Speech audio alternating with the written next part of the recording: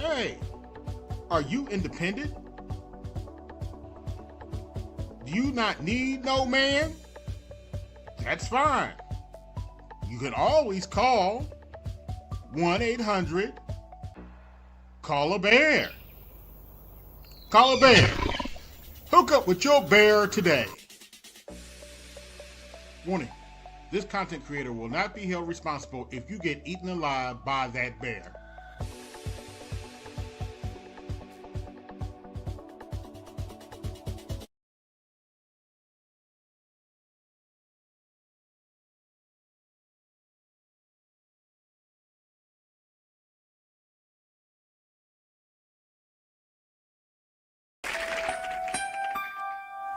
Lowered expectations.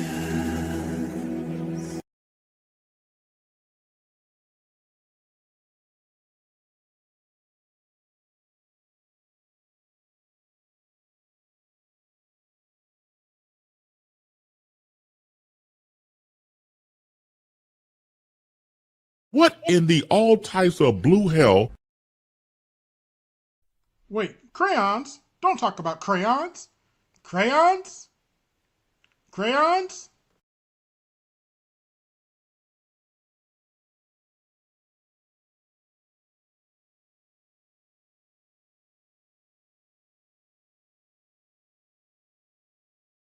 My name Lil Dad. My name Lil Dad, huh? Leave Kamala alone. Leave Kamala alone, huh? They're coming to get us. They're trying to get us back, huh?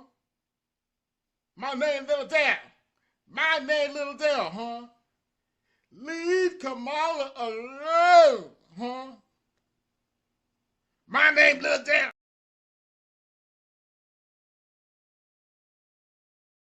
I'm done with life, and it's all Jermaine's fault. It's always Jermaine's fault. I'm done.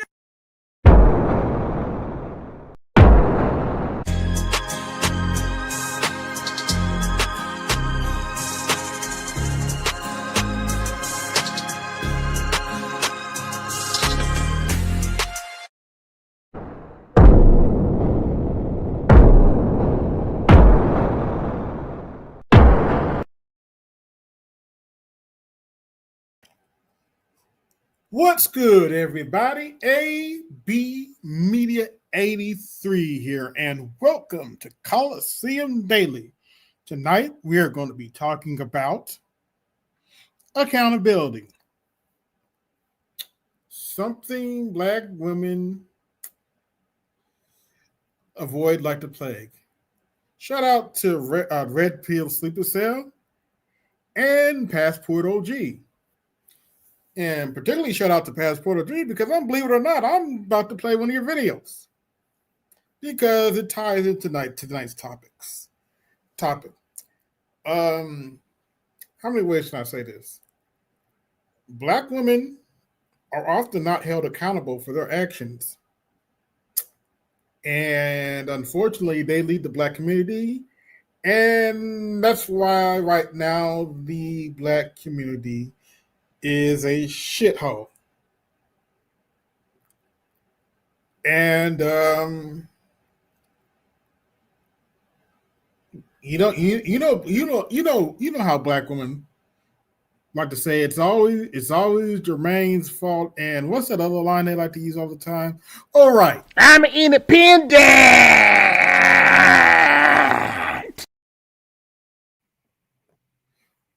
they're independent. They don't need no mans.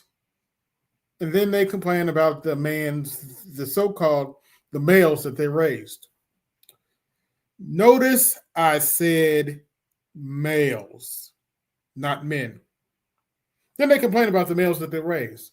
You know, they complain about the deadbeats, the real deadbeats, the males that don't do shit for them, the males that lay up in their house and play Madden all day and not making any money off of that. Those kind of males. But yet and still, They don't want to be held accountable for any of the goofy shit that goes on in the community that they're responsible for. Go talk to majority of black prisoners that are in jail, particularly for violent crime, and look at the correlation between them committing a violent crime and them being raised in a single mother home. Let that sink in. Oh, let this sink in.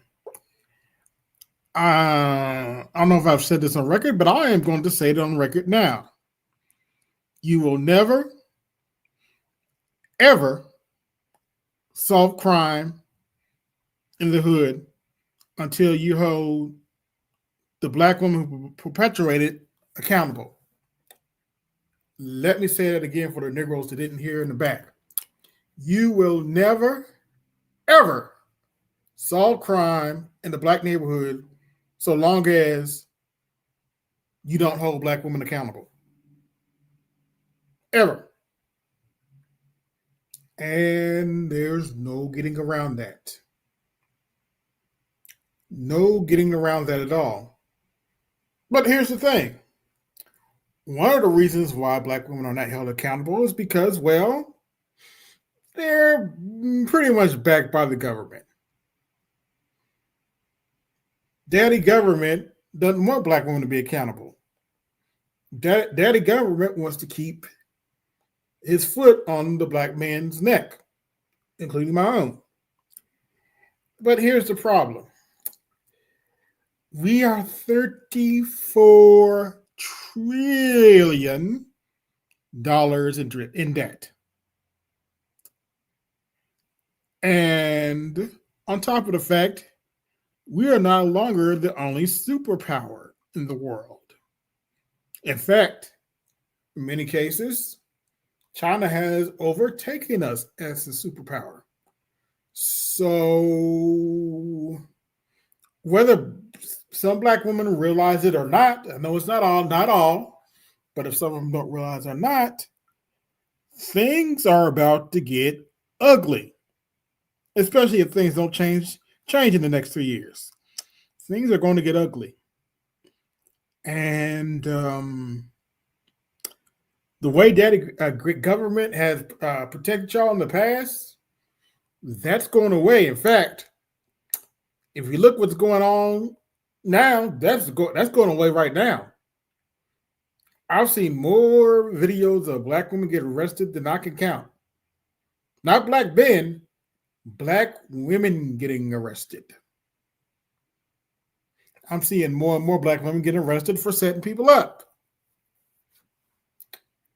Which actually goes into the first video I want to get into, which is Passport OG's video. Shout out to him. The environment is changing, and black women not being accountable is going to go out the window eventually, whether they know it or want to acknowledge it or not. So let's get started. I see it like this. We're men. Also, shout out to Passport OG for using a clip from my channel. We are more compassionate and we're more human. So, I mean, now. Yes, we are. Which is another reason I'm doing this video. It's not the time to be now. If I didn't give a shit about black women, I wouldn't tell you about yourself. Oh, and if May's in the chat and you're offended, I don't give a shit. What you should be doing, and I'm talking to myself, you should be looking out for your loved ones and the people that you care for most. Yes. Whoever's in your circle that you care about, those are the ones you should be focusing on. Yes. Merriam-Webster Dictionary defines crackback: a blindside block on a defensive back in football by a pass receiver who starts downfield and cuts back to the middle of the line. But let's be honest, we know what a crackback looks like when we see it. In my time on this planet, my several decades here, I have seen things in the last 3 months that I have not seen in my lifetime as an American. I saw a peacetime parade in front of a sitting American president of the American Army and Armed Forces. I then saw a kind of response, I guess, but maybe it's just timing, a couple of months later, of China demonstrating their military might in front of the world. And then I saw a state funeral for a journalist or a talking head for Political commentator, pretty much, but okay. social media, if you will, inside of 3 months. Yes. And as Martin would say, Look, Wallace, I don't know what's going on. And I'm not accusing you of nothing, okay? But something's going on. salute to AB Media 83 and the other gentleman he has on the panel, Emperor DeSalis and Nema.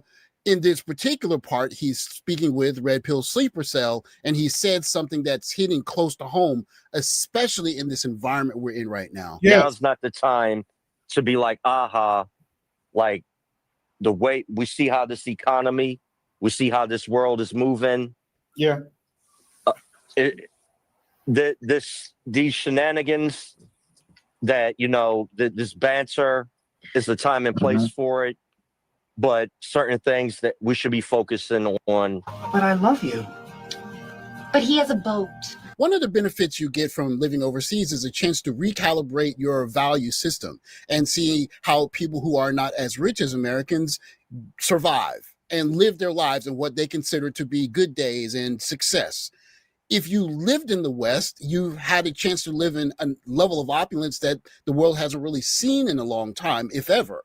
And so it affords you liberties like delusion or the idea that you don't need any other people, that you can just become a rich auntie, not have a husband, a family, and everything's just going to be fine.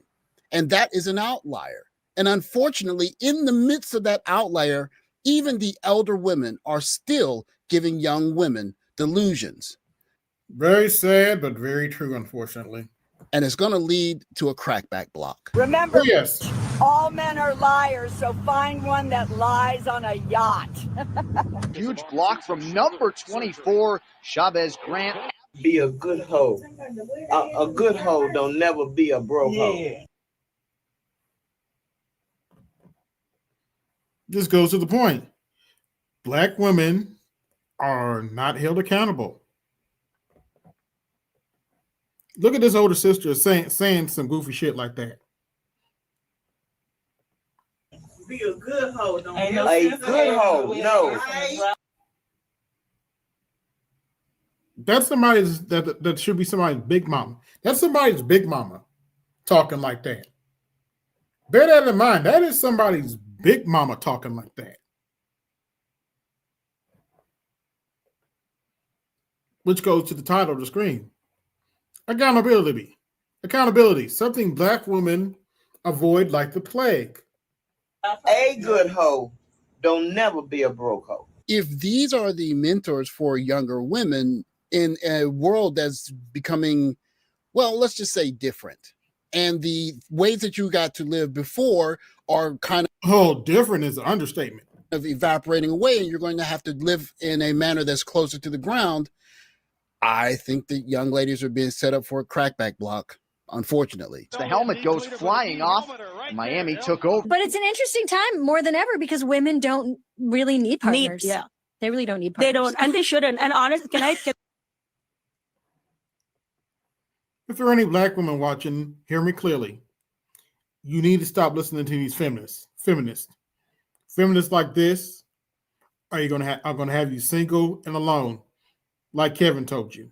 Listening to women like this, they don't give a shit about you.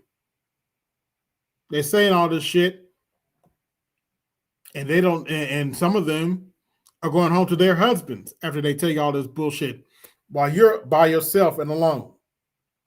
can I have a really hot take here? Yes, And please. that I've never had, and my daughter's going to get shocked. I almost believe that get married young once and get divorced. Get married. Get it out of why your do you even system. have to get married? No, because get it out of your system. The women Get who out are of your not married at all. It's not just black women. This is a Western society problem, and this is how they've trained. This is third wave feminism in its rarest form. Sometimes romanticize it to a point, but like married women look at them and you're like, oh my God, it is not like. But you know He that is that not- married women live shorter lives than unmarried women. Yes. These kinds of, well, we'll call them correlations, are basically because we've lived in a very affluent, wealthy society for a very long time. And simply put, you have the ability as a single woman to basically live a very safe life without having a man in it. And that is one of the correlations of living in a very wealthy, healthy, safe time, that you don't need a man. You can use the state, you can use the police, you can use the firemen, you can use your list of guys that want to get with you to come over and fix your house for you. But what happens when we move into an era where men have already seen that that's how women are moving? And so guys are going to simply say, I'm not going to be your first husband to begin with. That is an old idea, that I'm going to marry a woman that I know is going to divorce me because just being in her presence is so amazing. I don't think we're in that environment anymore. And so the idea that you marry a guy and quote unquote get it out of your system. Yeah. And people wonder why I'm single and not looking. That is based on old math, Miss Lady. And married men live longer. Well, they're taking our lives. They're taking our lives. First of all, what they're talking about is total bullshit. Everybody knows married women live longer than their husbands. What they're talking about is total bullshit. But anyway. Sucking that out of our bodies. Like literally. So I now think my daughter, if she, I would be like, listen, get married once, few months, year or two, get it out of your system. Yeah. Because the women I find who have it the hardest are the ones who never married and who are literally imagining Prince Charming. I'm like, he farts. It smells bad. His mother is that bad. It's not a story. But get that romance out of it and then focus on your life and build your thing. Yeah. Worry about building your own life. It's so true. I mean, but it's quite revolutionary the way you talk about motherhood. This is the kind of bullshit that they teach to your children in school, particularly college. And oftentimes, sometime in grade school. This is the kind of bullshit that feminists want to teach to your children. And then y'all wonder why our society is going into the shithole. Specifically, as well as marriage, because, motherhood is a grind. And it is, no one talks about how tired. Being a father's a grind too.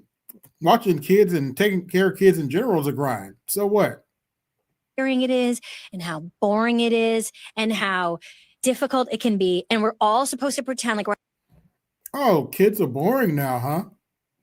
There's that word again, boring. Let me explain something to you guys. It never deal with a woman who was always bored.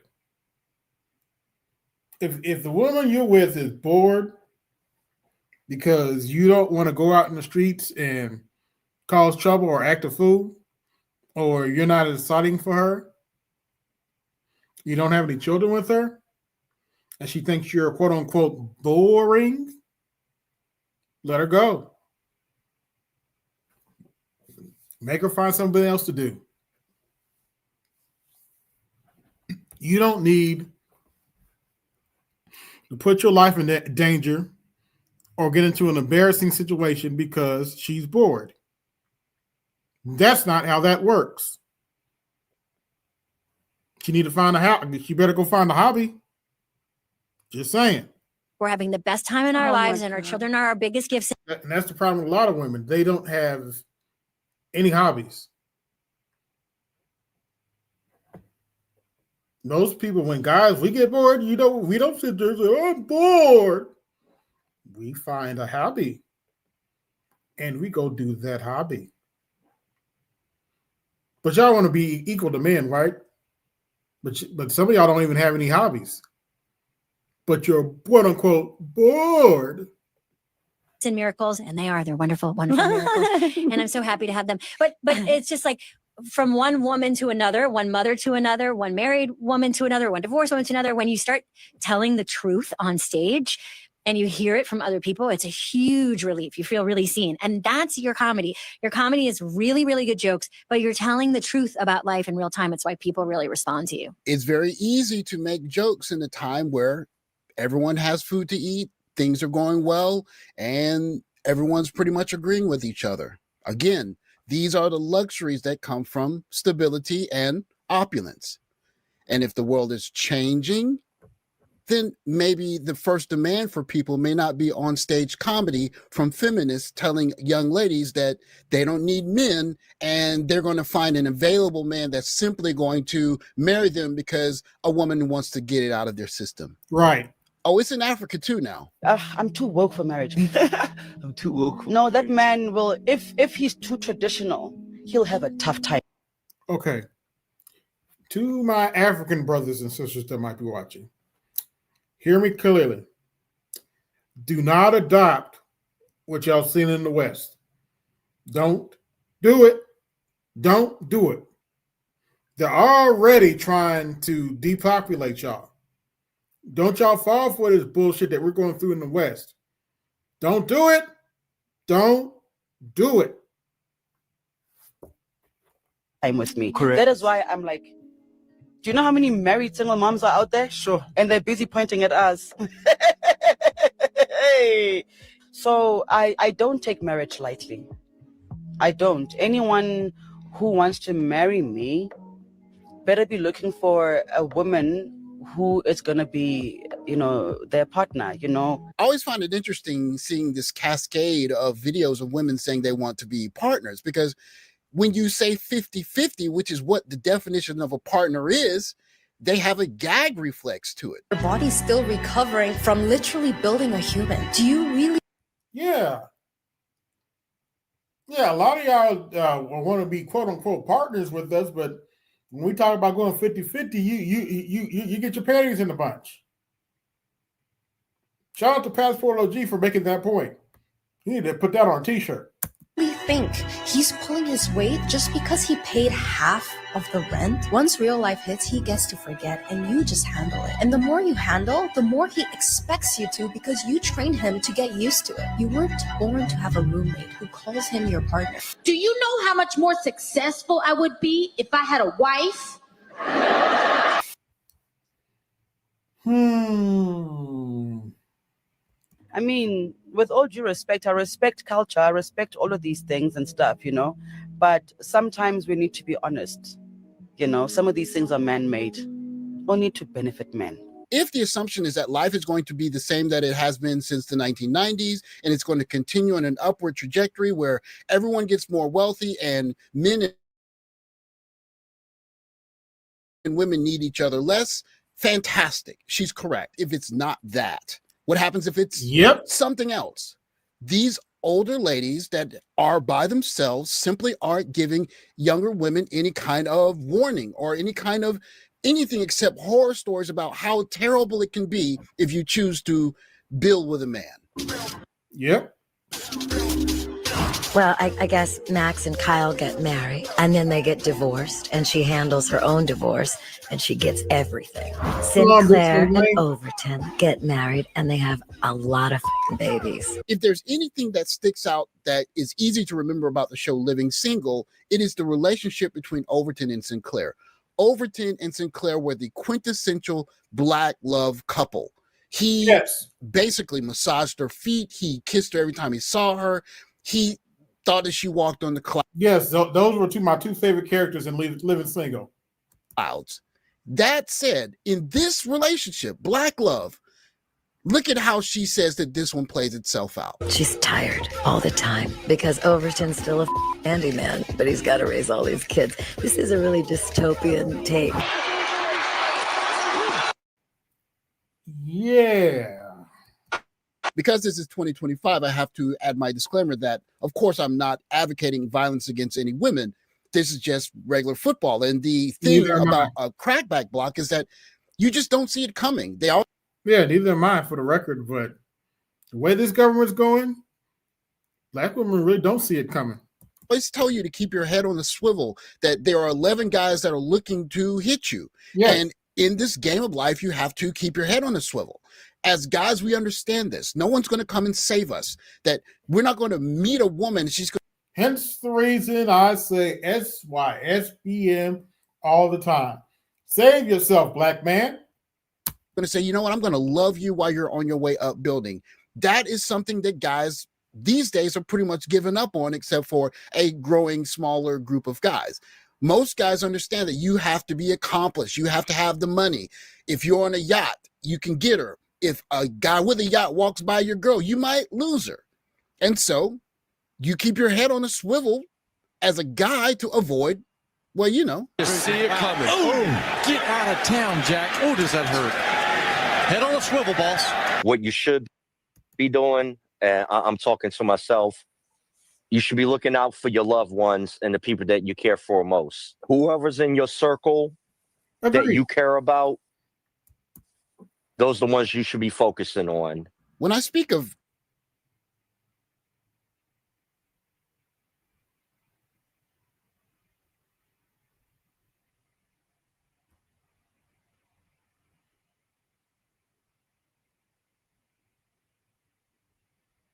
crackback blocks on young ladies, and more specifically the young ladies that are consuming this content that's essentially telling them that they can live without men, that they can do it all independently on their own, these job numbers for 2025 paint a very different picture. You're seeing a number upwards of 900,000 jobs lost in aggregate in the first 9 months of 2025.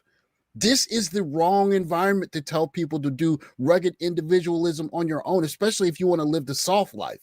As guys, nobody cares anyway. So we know we have to figure out a way to succeed, or we're going to be sleeping in the park underneath a park bench. But for a young lady in this environment, the real proper advice would be, trust and believe, I'd rather be asleep right now. I had to do a dialysis treatment today for 4 hours. That stuff wears and tears on your body. Find a hardworking guy, stay with him, work with him, and make it work.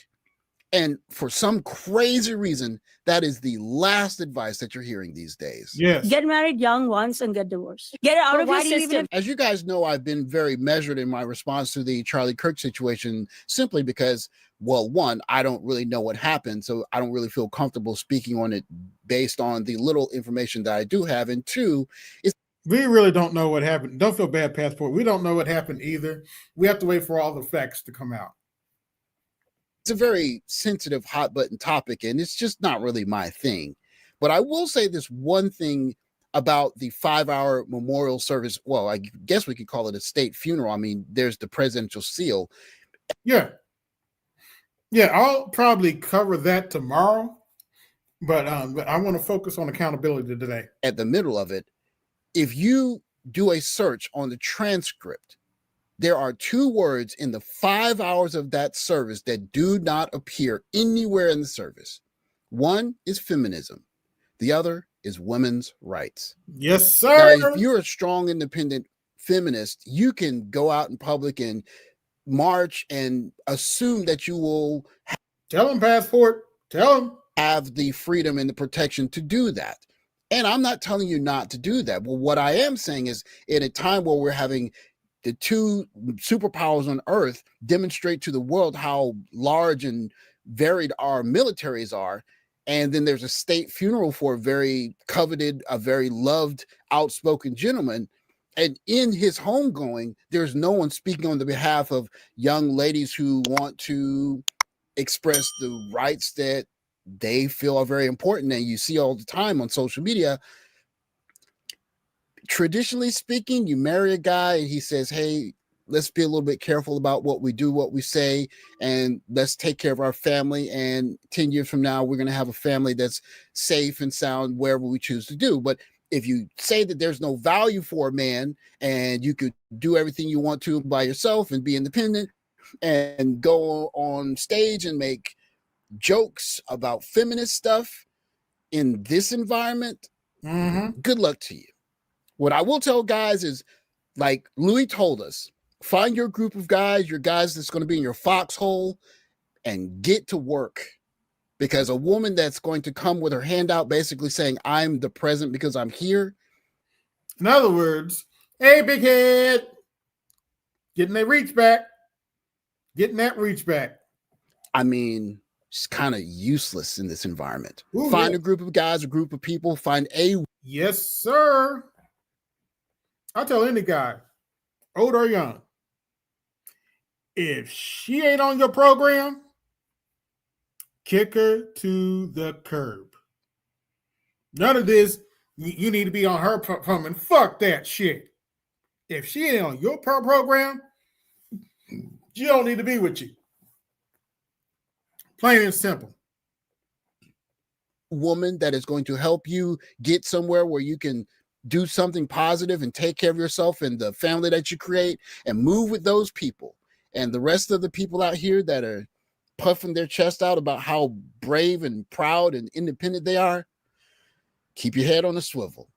Yes, I sir. think it might need it. Ooh, yes, sir. Yes, sir. Shout out to Passport OG for that masterpiece.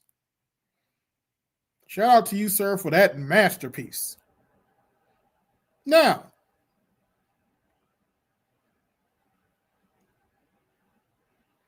it's not just me saying that Black women should be held accountable.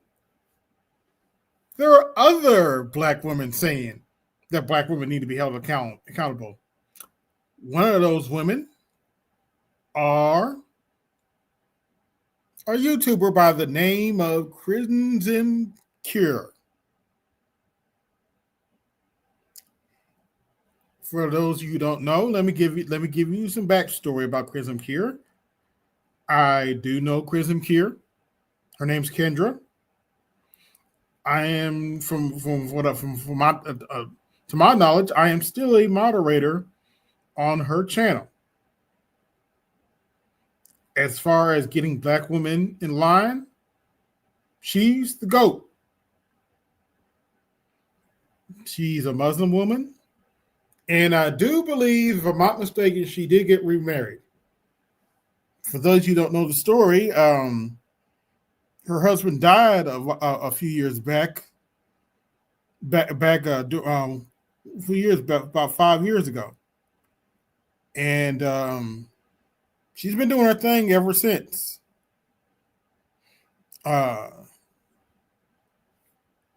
She's been doing her own thing for a while now, and I wish her all the love of the world.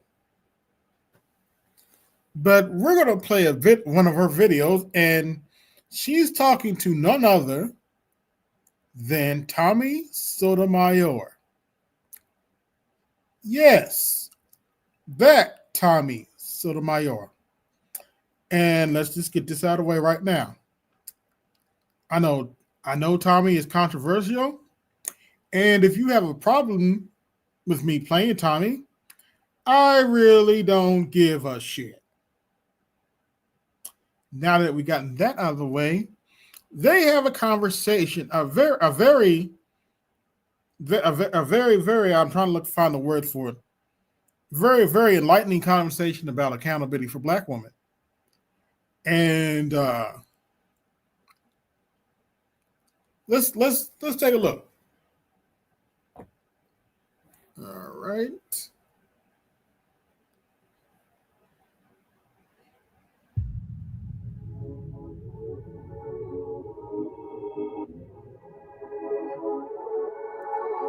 Yeah, we're gonna skip Kendra. And grow. Value and celebrate our brothers. So join me on our feminine journey to learn, heal, and grow. By the way, the link to Kendra's channel, YouTube channel, and her book are in the chat. Buy her book and subscribe to her channel.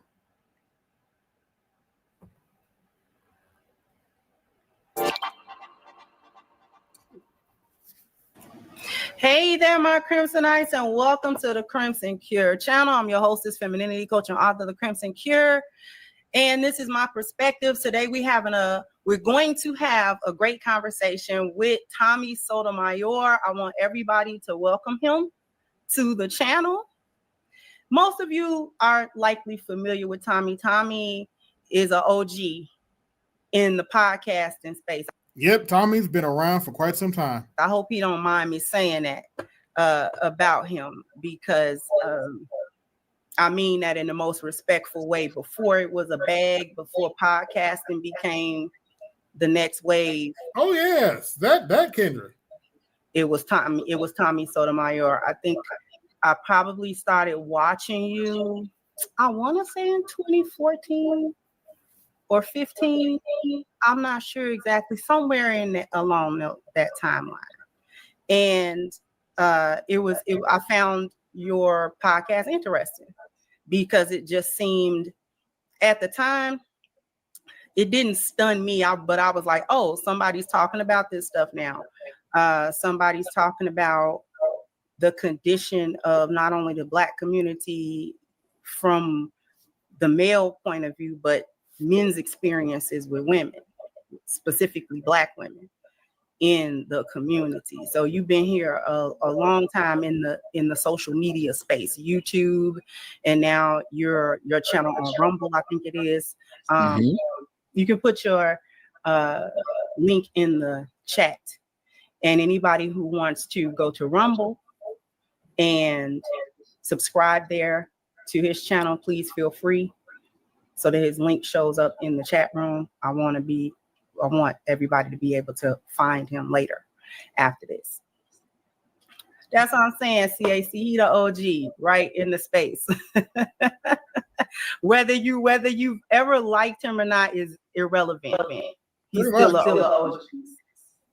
I appreciate that. Well, one of the things that I try my best be is honest.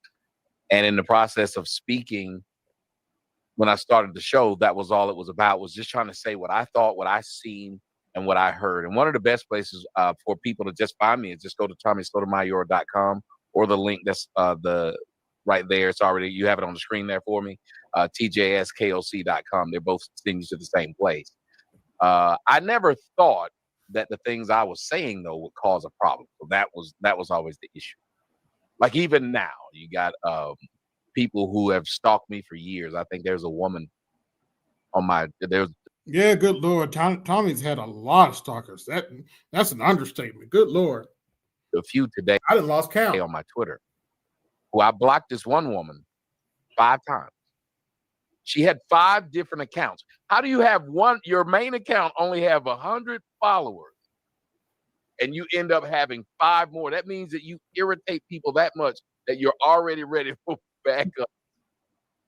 That's crazy work. Yeah, that's too much work.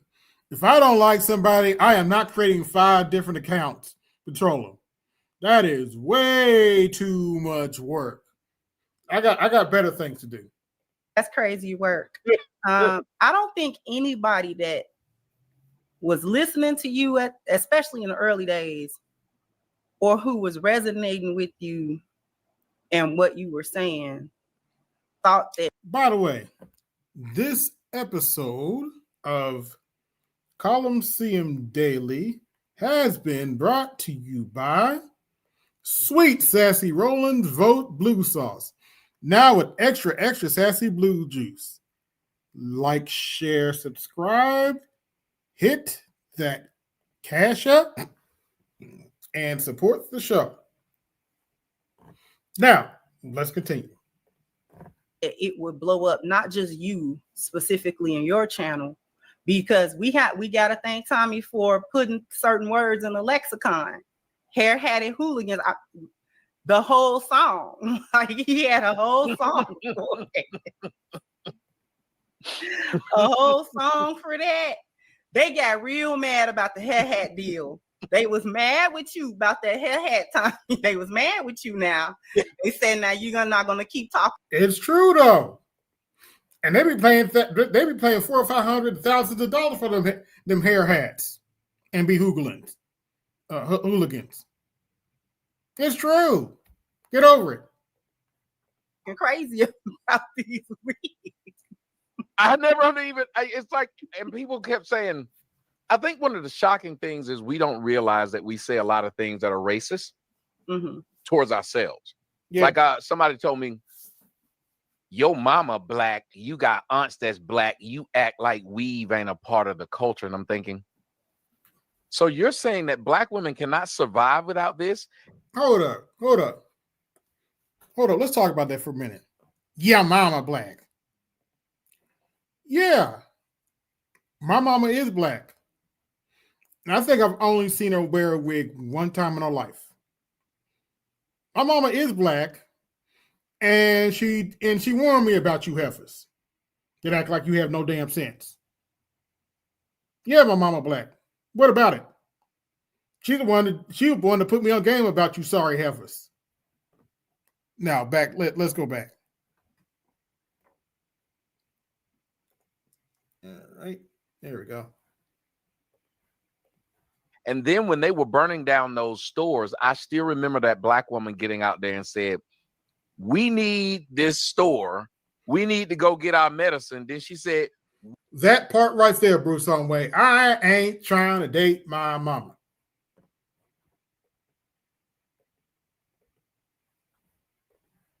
we need our weed. Yeah.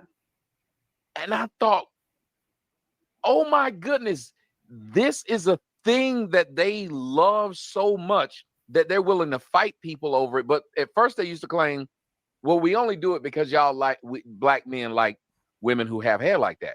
Well, it's bullshit. They also said that they say that's the reason they get BBLs. My question is, why are you talking to a man that would put your life at risk like that?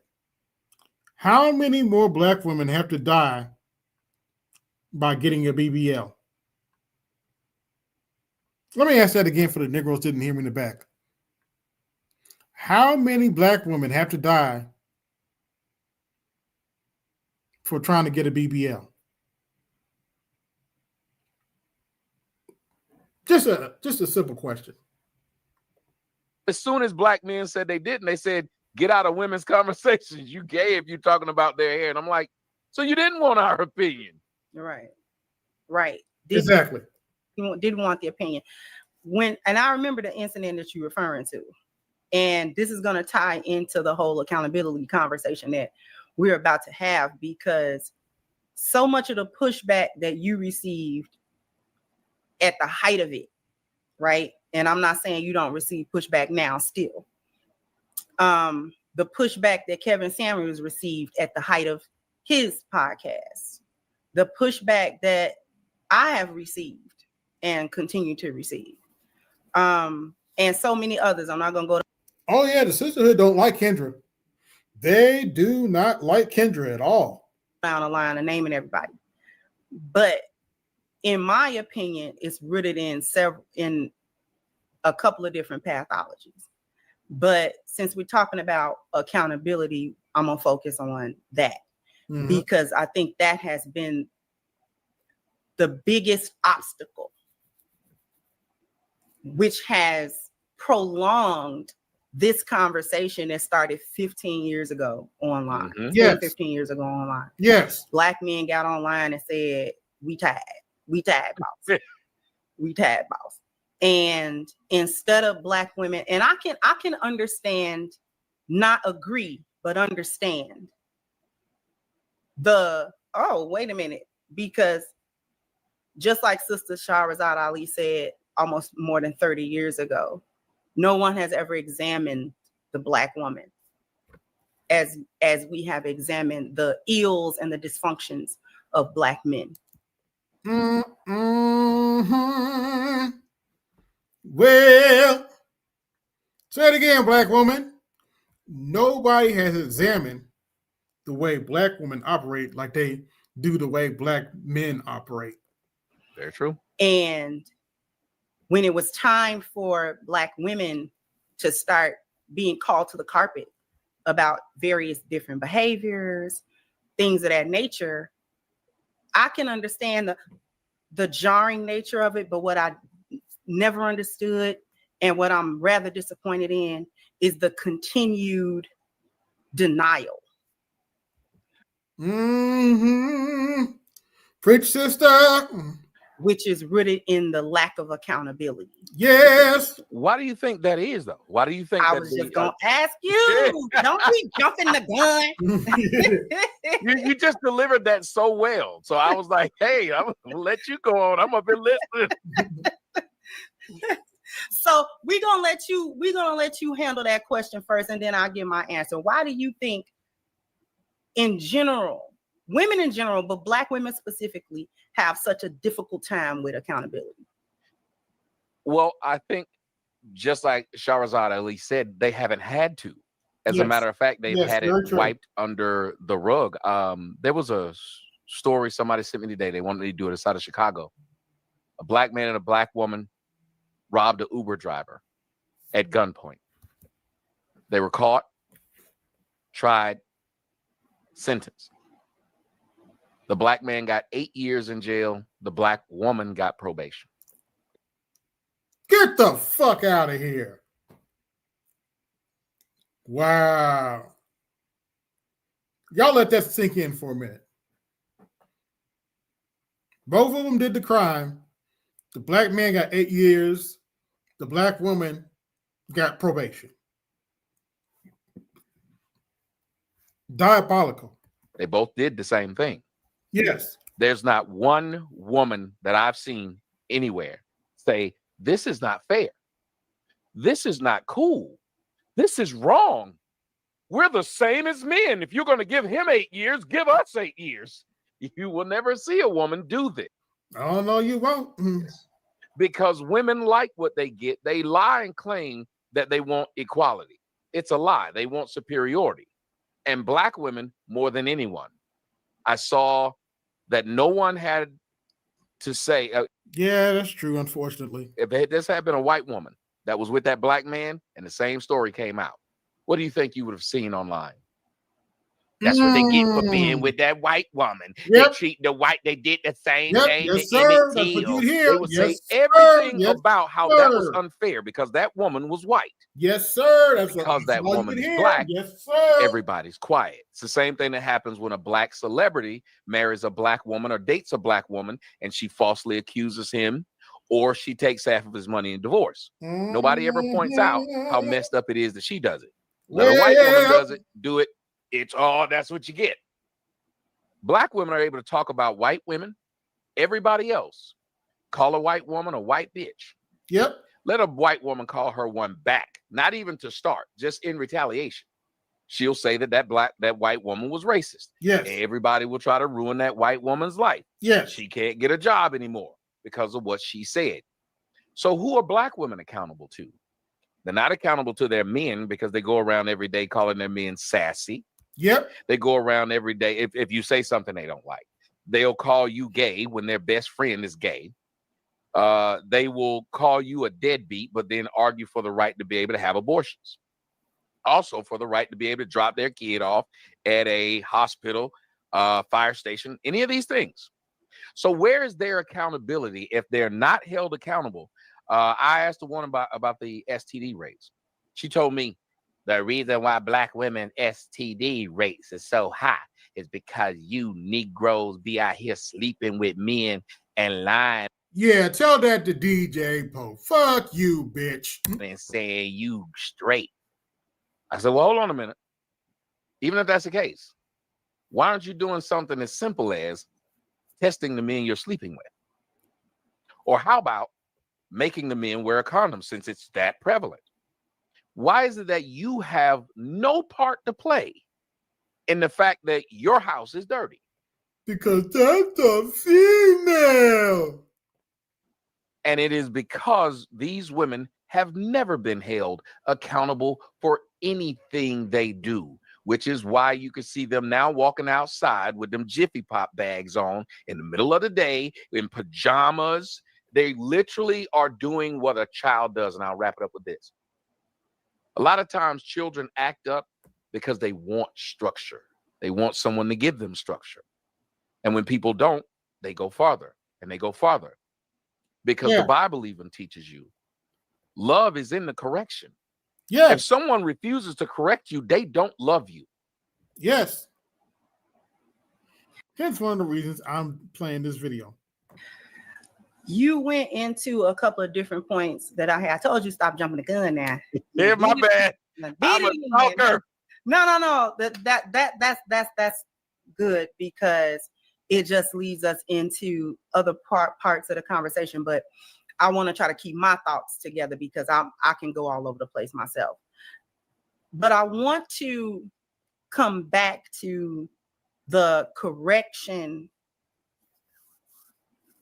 being something that comes out of love rather than something that comes out of hatred, or as it is called whenever you do call Black women to the carpet, because I get it too, bashing. The one thing that I try to tell sometimes the guys is like, just because I'm a woman, that doesn't mean I don't get the pushback just because I'm a female. That me being a woman doesn't help. That actually hurts the situation because now I got to get called a mammy and I got to get called a pick me and I got to get called all of these negative terms. And I said Black women are the only women that have a negative term for women who want to be feminine. And I guarantee you, if there's a textbook definition of a pick me, it's Kendra. And she's been picked. So what did I say about you ladies calling her a pick me? Oh, well. Women who, don't want to participate in what I call the boneyard, because I use hyenas and lionesses as an analogy between feminist-minded women and women who fought that programming. Because it is a programming. We get it as soon as we're born. In this society, it's in school, it's in the media, it's everywhere. And if you're a woman, and really a man too, it just manifests differently. But if you're a woman, you have to actively realize that I'm being programmed. Yes. And then I got to deprogram. Yes. From the feminism and all of its trappings. Yes. So that I can think properly. Yes. Because I don't know how much, again, you're familiar with me or not, but I'm an anti-feminist channel. I don't like feminism she always has been. At all, from its root to its current manifestation. Oh, yes. I speak heavily against it consistently, and I've been doing that for years. Yes. Me too, before it was a bag involved. Yes. Before this was popular or money. But I digress. Coming back to the point of correction. That part right there, Bruce on Wayne. Being something that is done out of love rather than out of bashing. And then I'll answer the question, why do I think women... Y'all like, share, subscribe, hit the Cash App, support the show, hit the Super Chat, support the show. The Chrism Cure tax is in effect. Women have such a hard time with accountability. My main reason that I think women have such a difficult time with accountability is fear of being wrong and the need to be right. Oh, yes. They fear being wrong and they have to be right. Yes, it's called sign language. Guilt, shame, and the need to be right. They have to be right. And to kind of go a couple of layers deeper than that, it's a combo. It's not one or the other, it's both. Because in order to be corrected or to be in a position to have been corrected, that means that you're wrong. That you are in a position where there's something happening that's incorrect. Whether it's your behavior, whether it's a single incident or a pattern of behavior, it doesn't matter. Somewhere along the line, you're wrong because someone had to come and correct or point out to you that this behavior, this mindset, this whatever you're doing, saying, what have you, is dysfunctional. It's not normal. It's not giving you good outcomes. And this is why. Fact. You need to change your mindset. You need to change your pattern of behavior, and you can get a different outcome, right? And because correction indicates you were wrong. Yes. Women don't want to be seen. Now, just walk with me. Women don't want to be seen as bad people. Yes. This is one of the biggest reasons they avoid accountability like the plague, as my title states. We don't like that collectively, myself included. We don't like that. We don't like being seen and regarded as evil, bad people. Yes.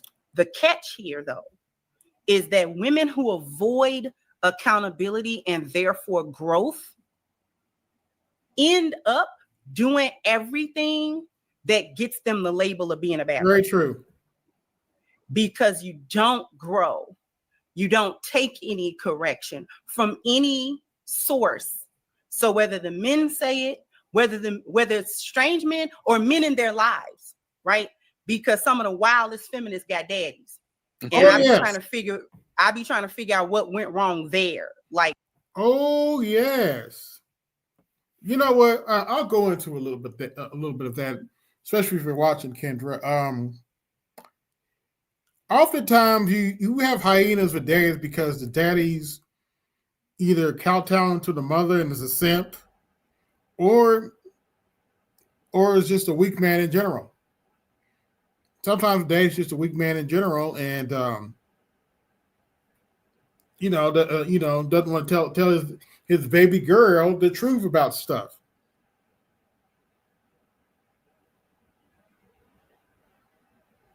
I can tell a personal story, but I'm not going to do it at this time. Like, what was going on in your house that you got a whole daddy that you speak highly of? Yep. And then you will come out and be a whole feminist or whatever. Mm-hmm. And so that's pretty much how I see that. The combination of the fear of being wrong, the need to be right, because those two things work together, and not wanting to be a bad person and ending up doing everything to be a bad person. Mm-hmm. Ended up doing all things that bad people do. But when you redefine things, that's what you have to realize is what's going on, even when you talked about feminism. Once you start redefining things, you can redefine bad behavior and make it sound good. We have several words that have been redefined, and now people like bitch. Yeah. Bad bitch. Yep. Thug. Yep. We have a lot of words that were redefined as good things. Yes, sir. I know I get called a lot, a coon, a lot. I get called a coon, right now. And I always wondered, I said, don't feel bad, Tommy. We all get called coons, especially if we voted for Trump. Why is it that y'all don't call the drug dealer the pimp? Ooh. Oh, I felt that one. Mm-hmm. The gangster? None of those guys are coons, and they are specific. Wait a minute, let's play it again. A coon, a lot. I get called a coon, right now. And I always wondered, I said, why is it that y'all don't call the drug dealer the pimp, the gangster? Yes. Yes. None of those guys are coons, and they are specifically against blacks. They are specifically doing things and actively doing things to harm blacks. We have turned anything that would be good into something bad, and anything bad into something good. And if you can convince people of these words, I agree with you. They have a desire to want to do good. Yes. So if people have a desire to want to do good, just turn the bad thing and tell them it's good. Yep. Women have done this. They turn a pick me into a bad word. And I want y'all to think about that. I've been explaining it to a lot of people. And every time I say it, they're like, never thought of it that way. Yeah. If a woman is wanting to be chosen, throughout history, a woman wanted to be picked. If you're a woman and you want a husband, yes, you got to have a man that picks you as his wife. If you are looking for a job, is it wrong to be a pick me to get a job? Is it wrong to be a pick me if I'm playing 5-on-5 pickup basketball and they pick me? Anybody that wants to be a part of something tends to want to be picked. Well, we turn that into a bad word. Yep. That a woman that wants to be chosen by a man is a pick-me. So what should she be then? Anytime you say that one thing is good, then you need to tell me that the bad part about it. So if being or the bad, then tell me the good. Yeah. So if she saying she wants to be picked is a bad thing, what's the opposite? She doesn't want to be picked. She's difficult. We've turned all of these things into pluses. There's a woman named Dr. Bryant. What did Mr. Z say? Your daughters have become assholes. Mr. Z probably need to put that on a t-shirt. Well, Maybe not that on a t-shirt, but he should copyright that phrase though. Shout out to Mr. Z. On Twitter, I was just introduced to her. She said the reason Black women find it so hard to find a man is because of their collective bossness. I said, surely she's going to bossness? Explain what bossness means. Oh, and she did. Because every Black woman is apparently educated and has a great job and makes more money than men. Oh, basically what I'm assuming he's talking about Dr. Cheyenne Bryant. Basically, what she's saying is something like, I'm independent.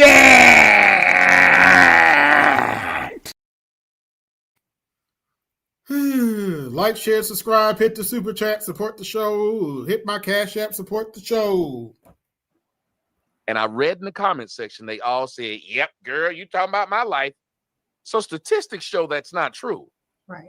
But yet everybody agreed that they have a hard time finding men because they make more money than them. And so I was dumb enough to click on some of the profiles. Many of the profiles had booking information and OnlyFans. Ooh. In other words, ho, use a hoe. Ho, use a hoe. I said that use a hoe. Ho, use a hoe. Shout out to Ludacris. Right. Which presents another issue as well. The infiltration of horror culture and the transactional culture into mainstream. This is what women should be. Right. I take particular exception to that. I speak on that all the time. Yes, she does. That there used to be a time where whores and wives occupied different spaces. Yes. And that was on purpose. Yes. Okay. Because the wives did not want to be associated with whores. That's right. And the whores knew that they could not be associated with wives. Yes. And so, and on top of that, historically, the whore has always been the lowest, on the lowest rung of society for a woman. Oh, yes. Whoredom was not anything to be praised. It was the last resort of a woman who didn't have any family. Yes. Or she had no way to make it, to eat, to do anything in society at all. Yes, yes. And so, and this transcended culture and time frame, right? And the prostitute, the woman that ended up in the brothel, was there as a last resort. This is the place she could lay her head. This is a place she could get a warm meal. This is a place, and unfortunately, she had to use her body to do that. She had to give her body to any paying customer who came to ask for her. And that was the transaction. But she knew that this was not a lofty place in society. It was never a lofty thing for a woman to have to do that. That was low. Women knew that. Men knew that. Everybody knew that. Now she occupied her space, but she knew I'm not a wife, and I'm never going to have that level of respect. Even if the men are married, they don't look at me the way they look at her. Yes. It's not the same. I'm not the same. And that was just understood. Now we've got this super infiltration. Yeah. Because going back to the example that you brought up with that individual, Ms. Bryant. Oh, you know her. Bryant. I know of her. I've done a couple of different shows or videos about just recently when she was on Paul Pierce, like, girl, bye. Right. So we're not doing this, girl. You've been spinning the block for 5, girl.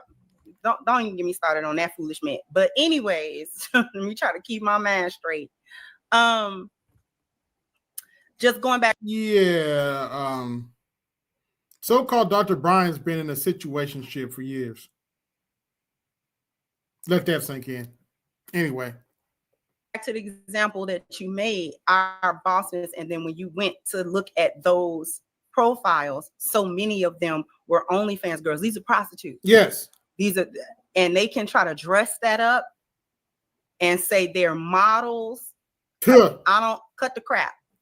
Yeah. Any woman that sells her sex, or the image of her sex, or the fantasy of her sex, is in some way prostituting and is a sex worker. I don't care if she don't never let a man touch her. If you get on that pole and you strip naked and you shimmy up and down and they make it rain, you're whoring.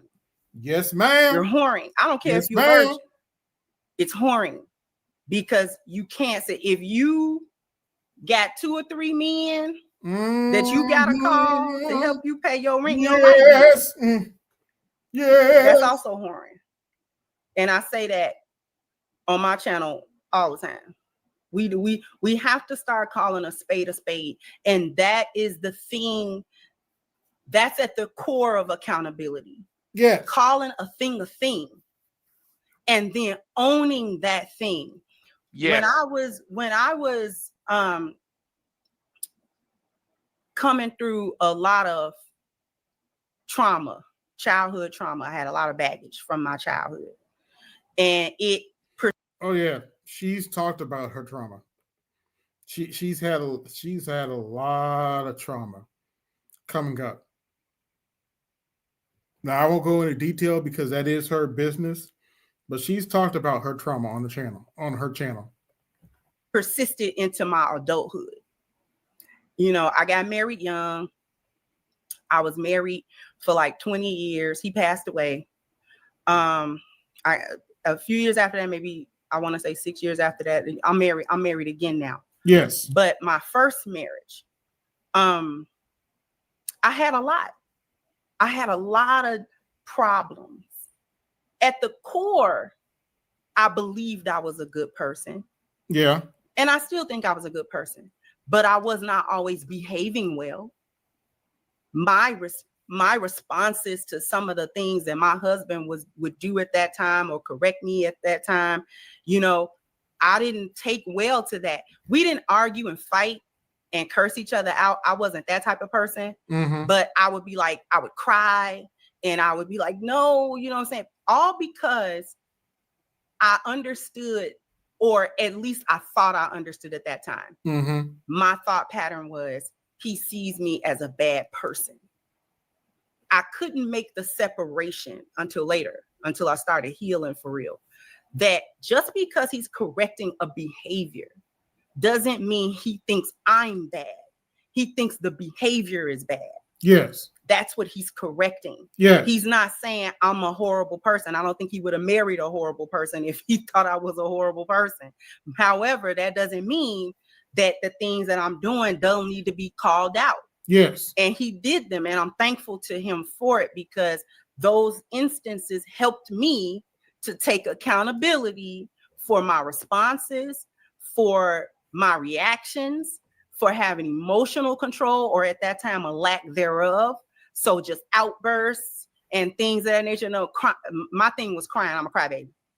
I'm not an arguer like that. Like, I'm not gonna stand toe to toe with my man and be like, you, I don't do that. But I will cry. I was a big time cry. Like, I'll break down and cry at the drop of a hat. You ain't got to say much to me. You know what I'm saying? Especially somebody that I care about, and I cared how he perceived me. Yep. And so because I cared how he perceived me, and it seemed as if he was perceiving me badly, I had an ardent desire to change it. And not just for him, but for me. I wanted to be a better person, because I realized you're not responding properly to normal things. Like, your responses and reactions are not normal.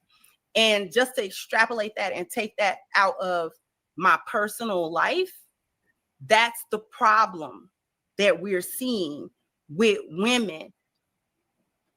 What we've come to understand, and I want you to speak on this point too, Tommy, is that they don't care in general how Black men see them and perceive them. Would you agree with that? What you got to say on that? Because I talked a long time. I'm sorry. No, I listen to you. Listen, I agree with it 1,000%. People know I've been talking about this for years, because if they did care, we'd go back to what I was talking about with the weave. If they cared how they were perceived, they wouldn't call you sassy when you say something about what's wrong with them. They wouldn't say, like I had a woman tell me yesterday, she said, "What kind of man are you to sit here and argue with a woman?" I said, "What kind of woman is she to sit here and argue with a man?" Well, so it was okay for her. It's like, but they do these things. Like a woman can slap the hell out of a man. Man got to keep his hands to himself.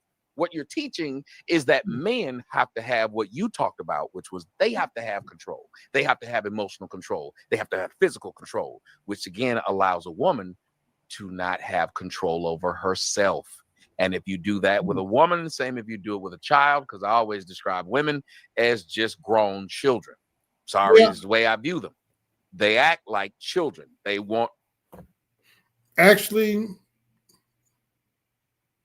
I somewhat disagree with Tommy, not for the reason you think. Yes, they do act like children, but they're worse than children because most children who were raised by decent parents will at least listen. These heifers don't even listen. They're like the real bad kids that were raised by oops. They were raised by single mothers. Oops. But anyway. Trinkets like a child. They want to be praised like a child. My daughter gave me this drawing when she was in kindergarten, and I don't know what the hell was on that drawing, but she was happy because I said, "Oh, it's so cute. I'm gonna put it on my refrigerator." And she got old. She said, "That is ugly, Daddy." She saw that she wasn't good at it. Like, you know what, you gaslit me. I'm glad you did it, but you gaslit me though at that time. But we good, we cool. I was dying when she said it though, and she said, "That is horrible." She looked at her own painting, was like, "Ooh." But the thing is, a lot of women are like that. You have to constantly give them praise in order to get things going. But with men, if you tell us what's wrong, we're actually happier that way because we can fix it. Yes. You tell me what's wrong, I can fix it. Yes. You give me generalities, then I can't generality finish it. I can't fix it. I can't make it right. So we're going to keep going over the same damn place, the same issues. Black women don't respect what black men think because they don't think they have to. You watch Eve. You watch Serena Williams. You watch Venus Williams. You watch any of these people. When they get them a white man, you don't see how they change their attitude. You don't see how they change their pattern of speech. You don't see how even black girls, when they decide they want to approach a white man, they change the way they talk. Yeah, they don't walk up to them and get them told. When you watch a white man walk up on a black woman in the streets, she don't turn around, look at him like he crazy, look him up and down, look at his feet, and think of the first thing she can say to insult him. Because wait a minute, Tommy, don't talk about the pink pill like that. She's not attracted. She doesn't do that to him. Why not? Because they don't respect black men, but they do respect white men and what white men think. Well, why do you think if a black man says, "I only date black women," they said he's a down brother? But if a white man says he only dates white women, he's a racist. Yeah. If a black man says he only dates white women, he's a sellout. He is sellout. Yep. If a white man says he only dates black women, he's cool. Yep. How is it? Why don't they say he hate his mama? Why don't every black woman who sees a white man that says I only date black women, why isn't that the first words out of her mouth is he hate his mama? Yeah. Why don't y'all go to the white man and say your mama white? Oh, boy, that'd be the day. Well, how can he not find attraction in white women when his mama's white? But your black self, they'll tell you that. Mm-hmm. Why will they talk to you that way? Why do they always find a problem with you? Why is it they always call you gay when they get mad at you? Because they don't respect you. Well, why do they always do that, Tommy? Well, how many ways can I say this? I'm done with life, and it's all Jermaine's fault. It's always Jermaine's fault. I'm done. And when a person doesn't respect you, they don't care what you think. Yep. You remember what you said? That love you had for your husband would make you cry when you thought you disappointed him. Anybody with children, Tell me the difference between your children that respect you versus the ones that don't. The ones that respect you, you never have to raise your hand to them. If you raise your voice to them, it hurts them. If you say I'm disappointed, they cry. The other ones, you can tell them you're disappointed. If they don't respect you, they don't care. They don't care what grades they bring home. They don't care what man they bring home. They don't care what woman they bring home because they don't respect you. Respect makes a person. I remember my grandmother said, and I'll wrap it up with this. She talked about respect. I quote my grandmother a lot. My grandmother talked about what respect was. And she would say things that were a bit confusing to me as a kid, because if you tell a kid you're not supposed to lie, I heard my grandmother say sometimes the respect is in the lie. And I was like, wait, what? She went on to explain. She said, there are people who you see walking around that are outside when the pastor's out there. When the pastor walks by, even if they have alcohol or something to smoke, what do? She said, they hide it, don't they? Mm-hmm. Why? Because they respect him and what he does. She said things got bad when they stopped respecting seeing the pastor walk by and they start offering the pastor something to drink or something to smoke and kept cussing around him and some of them accepted. I said what I said. Old ladies. Sometimes the respect was in the lie. We knew you weren't perfect, but you at least tried to pretend for those who you respect. That's true. And on that note, Mr. Tommy, we're going to go to a commercial break. I'm going to read these super chats, and then we're going to get back to the conversation. So after these messages, we'll be right back. You know I had to do it because the link is pinned to the top of the chat, ashkicking.com. If you're trying to keep your skin looking and feeling it. Well, speaking of commercial breaks. Hey, are you independent? Do you not need no man? That's fine. You can always call Crimson at 1-800 Call a Bear. Call a bear. Hook up with your bear today.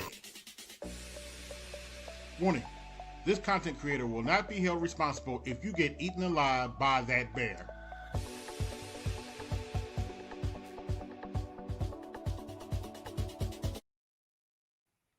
Like, share, subscribe, hit the Cash App, support the show, hit that super chat, and support the show. Let's continue. Out. I owe you guys a bam, bam, bam, bam. You gotta hit the like button, bam, bam. You gotta and I told you don't laugh at me, right? I'm smiling. I am smiling because I like somebody who enjoys. I mean, the way you come across to me, to be perfectly honest. People ask me this, I'm gonna need you to hook up with her. She's good. She's good. So that's why I reached out to you. Who's like, who is this? Is this really tough? Because I get so many, and I was trying not to offend you, right? But I get so many fake emails, fake company. Like the company be real, but the email be fake.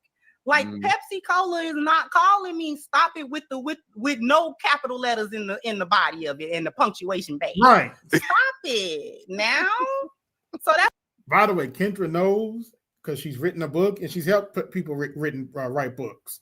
So that's why I had to ask you. I'm like, is this really Tommy? Because if it ain't, you need to really get up out my inbox for real. Like I'm gonna block you for real. Like stop playing. Like and the next time I see him on the panel, I'm gonna tell him somebody faking. But no, it was you. It was you. So I appreciated that you weren't like, wait a minute. This time you like, I know how it is. I always just reach out to people again. Like if my audience tells me that they want me to either bring someone on or whatever, I go do it for them. I'm like, I'm here for them in essence. And I listen to the way that you talk to your audience like you give a crap. And it's infectious to see that you're smiling, you're trying to give them their money's worth and their time's worth, because time is money. As a matter of fact, I can give you my money, I can make that back. If I give you my time, I can't make that back. Done. Right. So, and the fact that you seem happy, you don't know how many times I've been talking to people and it seems like they hate the job that they do. And no offense, but I see that a lot in Black women. Black women will be working in customer service positions, and anybody will tell you the worst customer service they get. They don't say it's from Black men. Nope. They say it's from Black women. It is Black women, because I hate to see, because she already got a no in her mouth. But that's One. So let me get to these super chats. Thank you, Nomadic Criers. I'm a big fan of Tommy since 2009. Hairheaded hooligans acting like a fool again. Wherever there are more than 3, I will not be. The Terminatrix 1000. Thank you so much for your super chat. Oh, them streams, them shows were epic. He used to play the Terminator music in the background too, man. Oh, he wasn't shit for that, but yeah.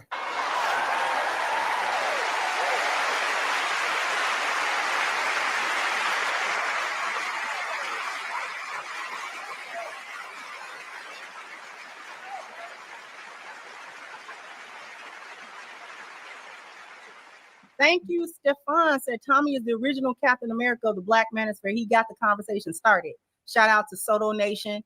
Love you, brother. Thank you, Nomadic Crier. Said everyone put your favorite Tommy Sotomayor quote in the chat. Thank you so much.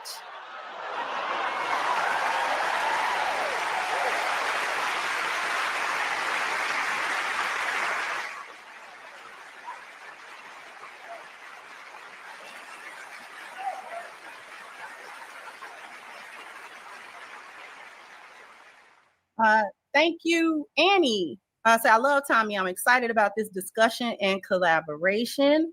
Thank you. I'm gonna get back to the biggest ones in just a second. Let me read the other ones first. Jay, thank you for your super sticker. I appreciate it. Thank you, Bruce Owen Wayne, aka Dusty King, said Islam is right about women. Thank you, Philip, for your contribution as well. Thank you, Miss Maya, for your super sticker. Thank you, Timothy, for your super sticker. Thank you, Nuruddin. Say, hey, Miss Kendra, Tommy is right, because when I tried to approach some Black women, was called a loser, but some Latinas and white women are interested in me. I was called a race traitor on my birthday. And last but certainly not least, thank you so much, Elder Ben. It'll be interesting to hear it from a Black man's perspective. Thank you so much. Yes, sir. Yes, sir. Yes, ma'am. Sorry. Sorry, my bad.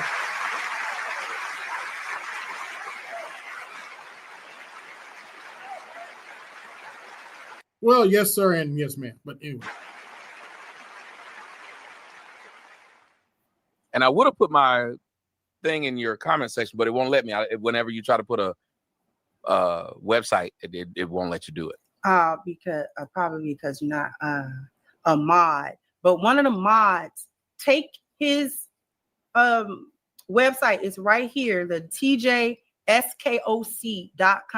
Please or just put TommySotomayor.com. Or TommySotomayor.com. Please, one of my mods, please do that. But I let me tell you something. You've made my day. Just a lot of the stuff and them people writing what they remember me saying. I don't think people understand, especially the crap I've went through. Hell, you have a couple of people in your comment section who haven't given you a dime, but have gone out of their way to try to get me to respond to them. One of them has been a stalker of mine over 10 years. Name is Cole Gates. Everywhere where you see me, Cole Gates will be there. And Cole Gates will just write the most negative things. Cole Gates. Now imagine you hate somebody because of what they say when you're a grown man or woman. Because the truth is, if you don't like what I say, you can go say the opposite. I want all of you Black women, when y'all think of these men who are protecting y'all, just think of it this way. How are they protecting y'all from my words? By using it. So if I'm saying things about what I see in general, if they call me ugly, black, short, broke, if they call me any of these things, how does that protect you? But they have convinced you that you dissing, and that's where we are, like the young man said in the comments section. We don't believe in having the actual discussion, because if you notice, I'm open to having discussions with anyone, and people are afraid to talk to me. Yes. Black people have made it to where we've dumbed down each other and each other's speech, to where if we don't like what someone says or what someone does, we just call it a name. But we rarely sympathize and empathize with people enough to see them as people and find out why. Find out what made this person say this. Like Chrism Cure said, what made her where she was and what made her change to be what she is. If she didn't understand where she was, she would have never be able to be where she is. And that's where making the person you have a problem with, talk to them. See what they say. See why they do it. You may be able to break them down and find out that the reason he's saying this is because he can't get no woman and he really wanted one bad. You may find out that the reason she's doing this is because her daddy molested her. You have no idea. You can have your opinion, but why not speak to people? We've lost that as Black people because we used to value speaking to each other. We did. And then now we've got this whole cancel culture thing going on, and we cancel people that we don't like. And some people do need to be canceled, but it always seemed like we don't cancel the right people, because we were supposed to be canceling Sexy Red, but we didn't do that. Yeah, but I digress. I believe we cancel them by turning away from them, though. Like, if you think about it, I honestly don't believe we should stop Sexy Red from being able to produce the content. If you stop Sexy Red from being able to produce results, that's the biggest killer of all. Okay. No, I get what you're saying. I can see that. First, I want to thank you because I appreciate your words towards me. I appreciate that sentiment. We don't like to talk to one another. I had some pushback. You bringing Tommy on, that's because I can talk to people as well. I know how to talk to people. Tommy ain't gonna talk stupid with me because I'm not gonna talk stupid with him. So I've seen enough of you to know how to have an intelligent conversation. Now, if somebody want to get stupid and petty, then we can go down that road. But I believe in people that can ask me anything. I don't mind answering it. I can have a debate, but we never have to get to the point where we're name calling each other, because I'm old. Mm-hmm. We could have our thoughts about so-and-so, but when you got on the playground, you weren't going to say that to so-and-so's face, because it's going to stop being a discussion. It's going to start being a fight. So you didn't say that, because I'm old too. Exactly. And you don't say that unless you're ready to fight. You ready for the smoke. When you hit the playground and you step to somebody's face, and we got to be ready to throw hands at that point, because we're not talking about it. Yes. Because you done already stepped to me, or I done already stepped to you. Done called your mama. We done stood shoulder to shoulder. Remember doing that? So we done already did all that. So now we got to know once I say yo mama, my hands is ready to come up because I know you ready to swing. I'm not saying this and being surprised at your response. And that's what we have today. The internet has just allowed people to speak to people any kind of way and have no repercussions. When we came up, I know I look way older than you, but when you said you're old too. When we came up though, you had to be about whatever it was you were saying. Or you say it. Yep, and you couldn't be scary. You was gonna get whooped. Be scary if you want to. You still gonna get whooped. That's gonna stop you from getting whooped. And when you came home whooped, all your grandmama them did was go back and tell you, hey, you got your ass whooped. Either you go back and fight or you take it. Right. You either take that whooping or you go back. You mad about it? Go back out there. Yep. Go head on back. Bother you that much, yeah. Because I definitely grew up in the area. Playing. Right. You in the house. You. Mm-hmm. So, I think just to sort of steer it around, because I had some videos queued up. I don't even think, what I'm gonna play? I'm gonna play one. Look, my father told me all the time, somebody hit you, you try to knock their ass out.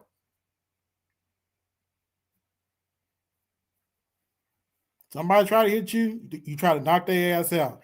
And I'm going to do a little bit more than that. If you come up here try to fuck with me, we'll leave it there. I'm going to play one. And the theme of the video, I don't know if I necessarily just want to talk about what's happening in the video. We can. But the theme of the videos that I was going to pick out was, of course, lack of accountability. Now, this is a new story came out. I'm pretty sure you heard or seen this one or heard of it. Is this the one? No, this is the one.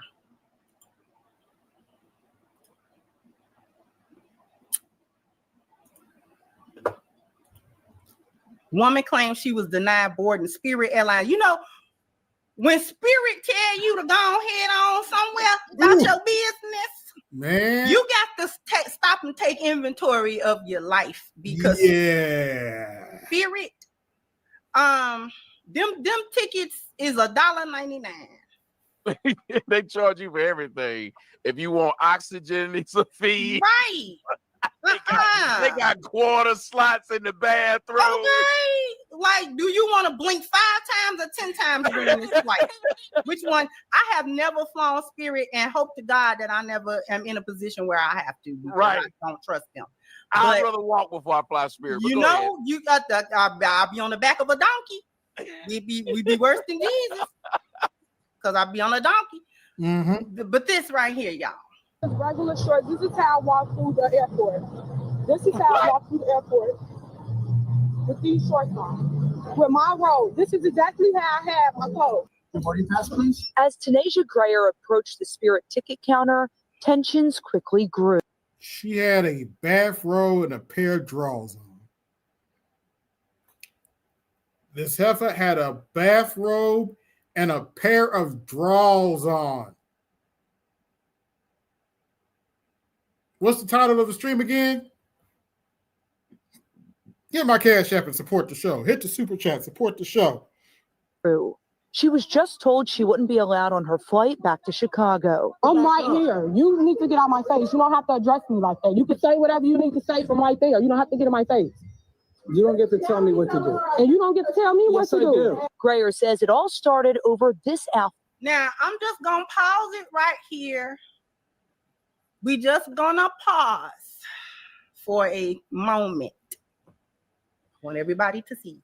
Now, she won't turn around. At all. Because we know what is in the back of that outfit, that so-called outfit. Now, you're standing there.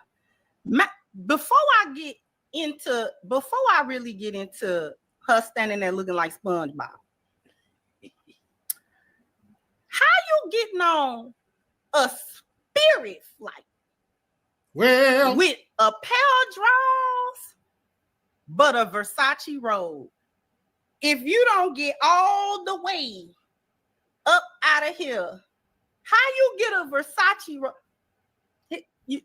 I don't know if I even need to I'm sorry. No, I just don't say, know if go I ahead. need to finish the rest of that video, because we know what it was. She was getting smart with them Spirit Airline people, and they told her she couldn't get on that flight with them drawers on. Okay, you're standing there looking like SpongeBob SquarePants, and you cannot get on this flight, okay, with your best SquarePants booty. Okay, you should have had pants on. And then what is wrong? What is wrong? Black women. Yeah. I need to speak to you for just a moment.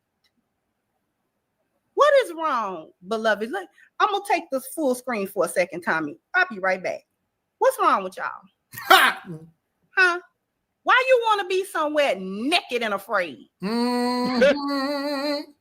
Stop laughing, man. Well, why you want to be somewhere naked and afraid? Well, you go places and you don't have no clothes on. You got a robe. I understand being comfortable when you got a bonnet on. Got your SpongeBob slippers on. You fly, but why not have a comfortable pair of jeans that you travel in, or a comfortable sweatshirt or t-shirt or something that you travel in, or something like that. Whenever I travel, I got 1 or 2 like little dresses that I like to wear, and I put that on. It's a long dress, and I put my thing, and I'm comfortable. That way, if it's a few hours, I ain't got nothing pinching. It ain't tight. It ain't this. It ain't that. I'm comfortable, but yet I'm presentable. I'm not in my house attire. I'm not in pajamas. I'm not in a bonnet. Yep. Y'all will call yourself don't like my hijab. You got a bonnet on, beloved. Please don't tick me off today. Listen. I don't get it. Why you got to be naked and afraid every day? I have a saying, and it's called WASP. Don't mean to offend you or anybody else. I speak in general. I don't speak specifically. So if it doesn't fit, that's fine. Black women don't get mad when people say black women got nice bodies when they ass don't have a nice body. They don't say not all. So don't get mad when I say WASP. When I say WASP, it means women are stupid people. As I told you earlier, that women act like children. Children push boundaries. There is no reason you don't see, if this is the case, why don't you see a bunch of men running around doing the same thing, having the same problems? We black, just like black women, Why is it we don't have these problems of getting kicked the fuck out of everywhere we go? Excuse my French. Getting kicked out of everywhere we go. Why we don't have the problem of we got to get on a plane with a robe on or our night clothes on or our slippers on? Man, I don't even want to think about it. Why is it that it's just you? It ain't black men having that problem. Nope. It's just you. Yep. It's just you always going to clubs hollering they didn't want you in because you dark skinned. You don't hear no black man ever saying this ever in history. You don't hear no black man having none of these problems. This woman and a lot of these women wake up every day to get online looking to have somebody to argue with. Yep. You're not shit for that super chat. Attention is a hell of a drug. Bonnet warriors come. Yeah. Ooh, cooling. Oh man, you ain't shit for that. You get if I can find it. Anyway. Cha-ching, cha-ching, cha-ching, cha-ching. You better thank your donors. All right. To get in real life, looking for somebody to argue with, they do things the most difficult way. Well, look at how many videos they show you of simple arrest. Yes. Simple pullover asking you for your license. I ain't giving you nothing. You ain't got to do nothing. They turn literally. Yes.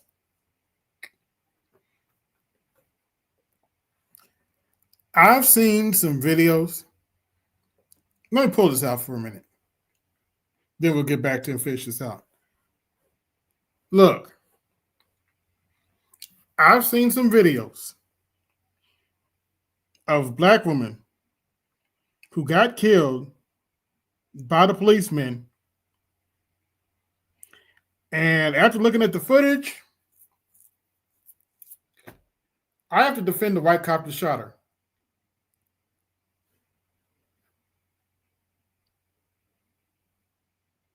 I've seen footage where I have to defend the cop. This one piece of footage I saw, the cop had pulled her over, and the dude was cordial. He wasn't calling her out of her name or nothing. He was real nice to her, but he looked her name up, and evidently her car was tied to some drug deals or something, or a boyfriend or something. So he had to put the cuffs on her. I think he either had to put the cuffs on or he had to search the car. All hell broke loose. He was chasing her all around the car. She was resisting. She was literally resisting arrest. I saw at least 3 or 4 times he had a legitimate reason to shoot her. He didn't shoot her. She found that he chases around the car for a while. She gets back in the car. He's trying to stop her, of course, to drive off. She still hasn't pulled his weapon. She shoots him. Then after she shoots him, he pulls his weapon and shoots her. And she drives off and dies later somewhere. I guess she bled out. So what Tommy's talking about, he's not lying.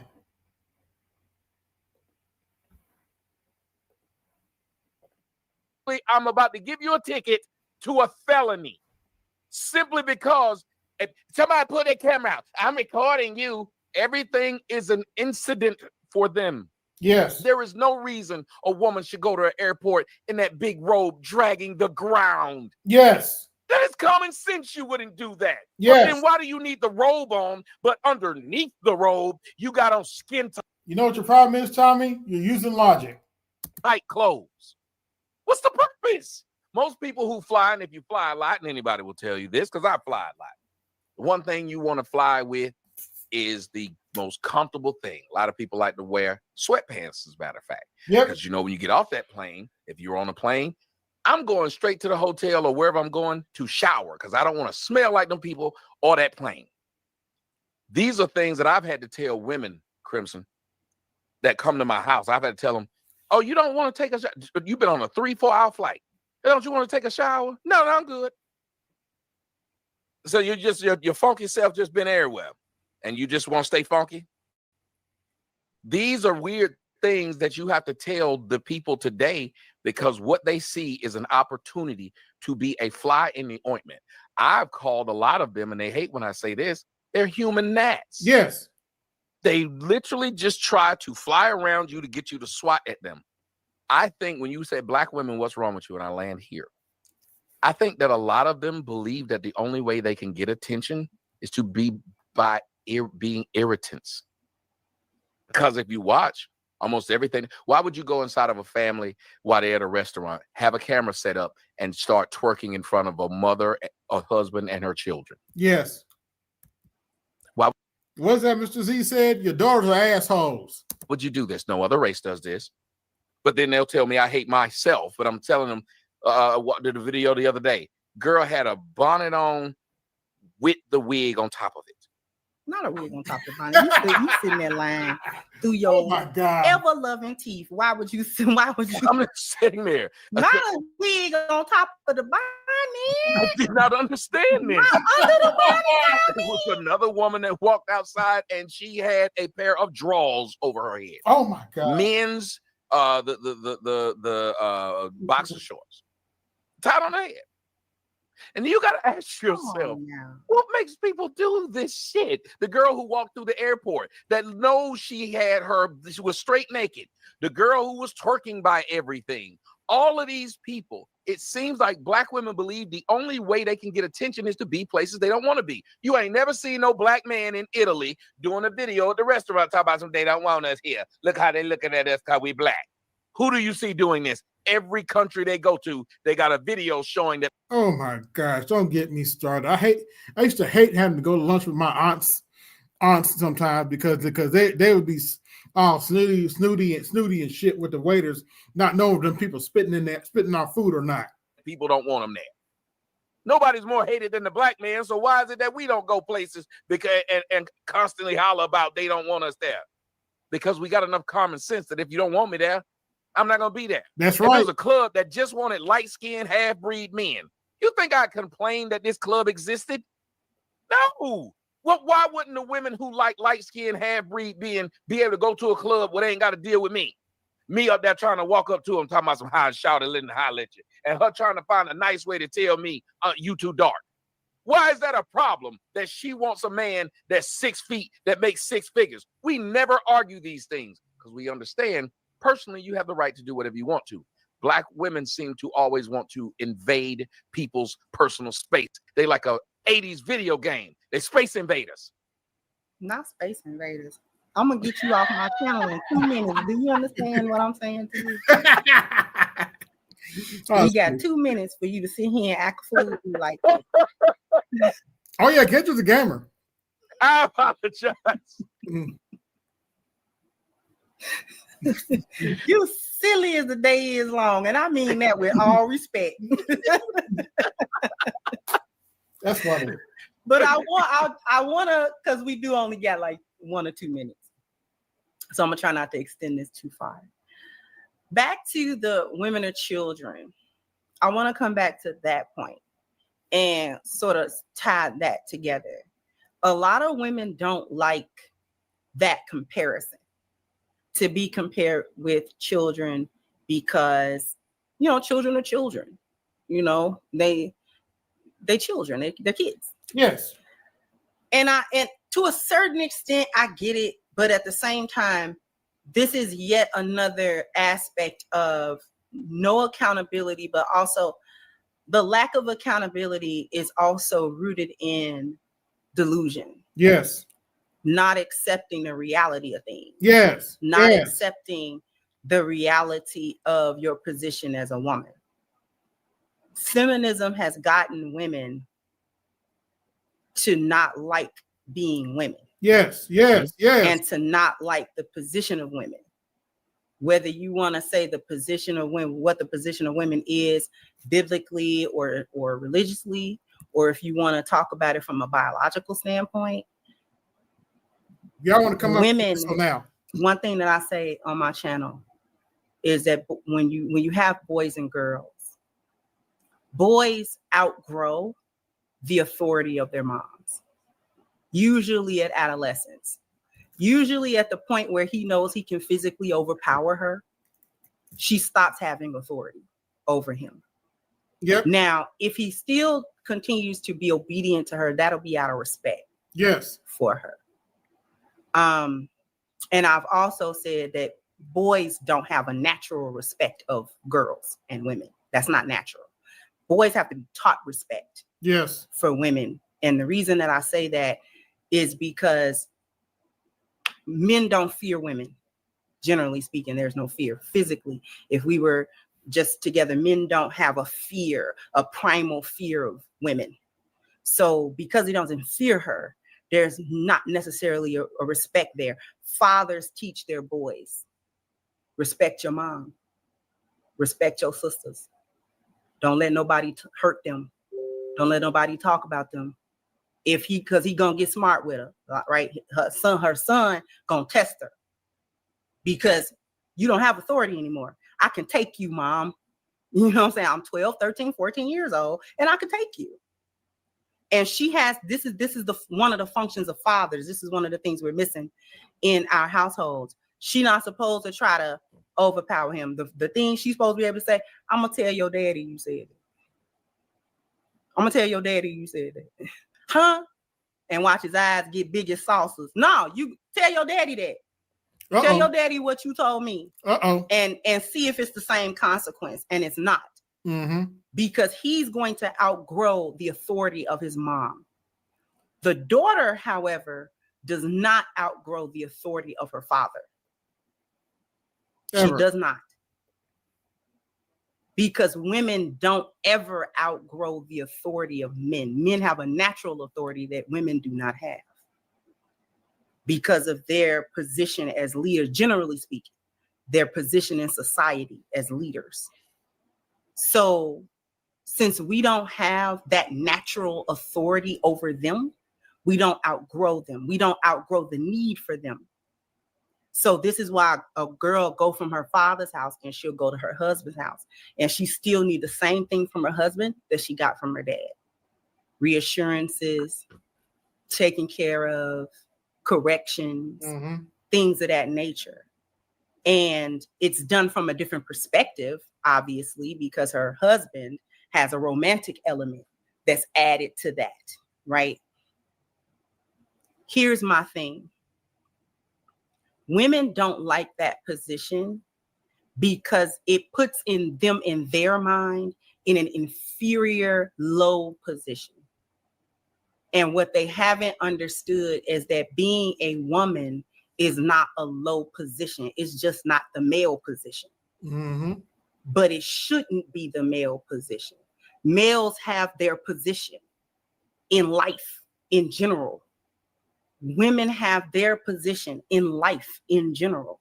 We always need men. And no matter how much they claim to be bosses, and because if you was bosses for real, you wouldn't need to talk about, he got to make more than me. Why? I need somebody to lead me. Why? I need somebody that's going to take care of me. Why? Why? Because men don't need the same thing from women that women need from men. It's not the same thing. And there's no shame in it not being the same thing. And that's where women of today get caught up because they feel shame in we're not men. Men don't need us to feed them. Right. They don't need us to survive. Right. They don't. They need us for other things. Yes. Men want us around, but they don't need from us the same thing that we need from them. And women don't like. And I blame the concept of feminism for infecting women with that. Because there was a time where women didn't mind that. Women understood that. And women understood that our places as women were powerful. They just were not men's places. So I'm going to give you the final word, and then we're going to wrap it up. I'll say this, and I'm going to hurt some feelings. The word penis in me came about, and it's true. Black Yeah, that's women true. are jealous of black men. Yep. And this is why they treat us the way they treat us. You have to remember, black women were the ones that were able to marry white men before black men were able to marry white women. Yet who do you see marrying out of their race more than the other? 4 times as much. Black men. So black women have had access to the white man. What's going on, Passport? What's up, AB? Salute, brother. I actually ran across this morning. I was like, you know what? I need to cover this one. Yeah, I didn't watch it. I had to sit down watching it while I was studying. I'm glad you're running through it. Yeah,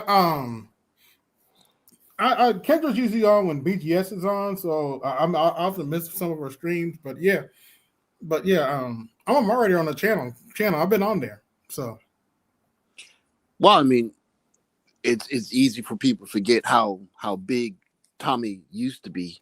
Yes. So it's just, I guess this interview is kind of a reminder to people to be respectful, because if he had dogged her out on his way down or anywhere he was, then she wouldn't have platformed him. So right, it's just a reminder to be courteous to anyone, because you never know how the tables will turn, right? Yes. So I mean, she has him on her platform and she's in reverence to the guy. So it's just a reminder. Things don't always stay the way they are. Yes. What's going on, Louis? What's up, gentlemen? What's up? Hey, salute, Louis. Salute to you, Passport. First of all, thank you. Yeah. Hey, man. I appreciate your voice, dog. I appreciate that video too. But I'm going to address tonight when I get home. I'm going to do one of my rare lives. One of the people in your streams made a comment. He called me the cleanup man. Now, oh boy. It's this generation that loves to listen to fucking sound bites. Yeah. You had shot it out, AB. I mean, for the most part, everybody know who each other is. Look up the person and watch the whole video for context. Exactly. And just in case somebody's here listening, when was that stream, AB? When I came on momentarily? Sometime I think it was Friday. Right, it was maybe like a day or something after Charlie got killed. No. That was when I hopped on, then hopped off. When I was talking about the deodorants. Deodorants. That was weekend, wasn't it? Yeah, this weekend. Yeah, it was this weekend. Yeah. Yeah. What? And I'm gonna explain it in the video. Like, you know. Oh, okay. Yeah, that was this weekend. A lot of these cats are still stuck into red pill raging. I think a lot of these young cats, and they allow them. They were probably jerking off when Kevin Samuels saying, "Winter's here. Yes, Winter's gonna get these girls. Yes." But guess what? You're not immune from this shit either. Nope. And the purpose of what I said was, instead of wasting your time and energy, and it's probably my fault because I didn't articulate it well at the time. Instead of wasting your fucking energy on clapping back at them, use your energy wisely and prepare for this environment. The economy's going down. Do you read that thing I sent you, AB? Some of it. With the terrorism, you got it you got suspected foreign terrorist cells that's about to be activated. You got with Charlie Kirk getting kirked. That was a dog whistle to a lot of fucking potential white supremacist sleeper cells that might going to get activated. They get they Turner Diary wet dreams on, and all this stuff is happening. You don't got time to be wasting energy on a bitch. You bored out. You did bored out. Yeah, but to his point, because we talked about this on the phone. I also told him, remind these dudes, y'all some of the same Negroes that called Kevin gay too. Some of these Negroes that suck up to Kevin Samuels are the very same Negroes that called him gay. But before he got popular, so I've always kept that in mind. Well, I think that a lot of people are looking for the entertainment in life perpetually, and it's very easy to try and make jokes or to try and. You need to have a bit of entertainment in anything you're doing. Otherwise, I mean, it's just the way it works. Yeah. But it's not all entertainment. I mean, it's not all like, you see how he roasted you. It's like at some point, it's going into the world and doing something of value, and elevating some group of people you're associated with. I mean, otherwise, you just kind of don't matter. So yeah, this idea that you have people that are seeing perpetual entertainment and everything that's changing, that is a luxury that quite simply put, we don't have. No, we don't. People, we had to sit down, but yeah. People making like all of this entertainment factor out of this what you call it, the homegoing that happened yesterday. I mean, I'm not gonna lie to you. Like AB, that made me double down on my efforts. Like it makes me move my timeline up because I just think that we're gonna see some stuff jump off, and I think we're gonna see it jump off pretty quickly, much faster than I thought. So yeah, what does that mean? I don't know what it means. What's gonna happen? I have no idea what's gonna happen. But man, people, this ain't the time to be watching no Housewives or West Virginia or nothing. Who cares? What you need to be getting ready for something.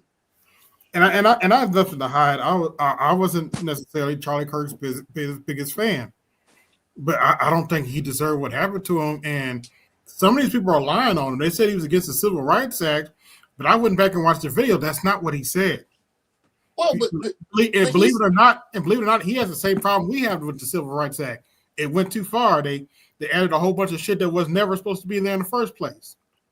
Well, I mean, he's a representative of the kind of discourse, the level of discourse you're going to have on that. Yeah, he knows who his audience is. It is what it is. Yeah, I mean, it's what it is. It's just the way that this is playing out, using his passing as like a kind of like I call it like a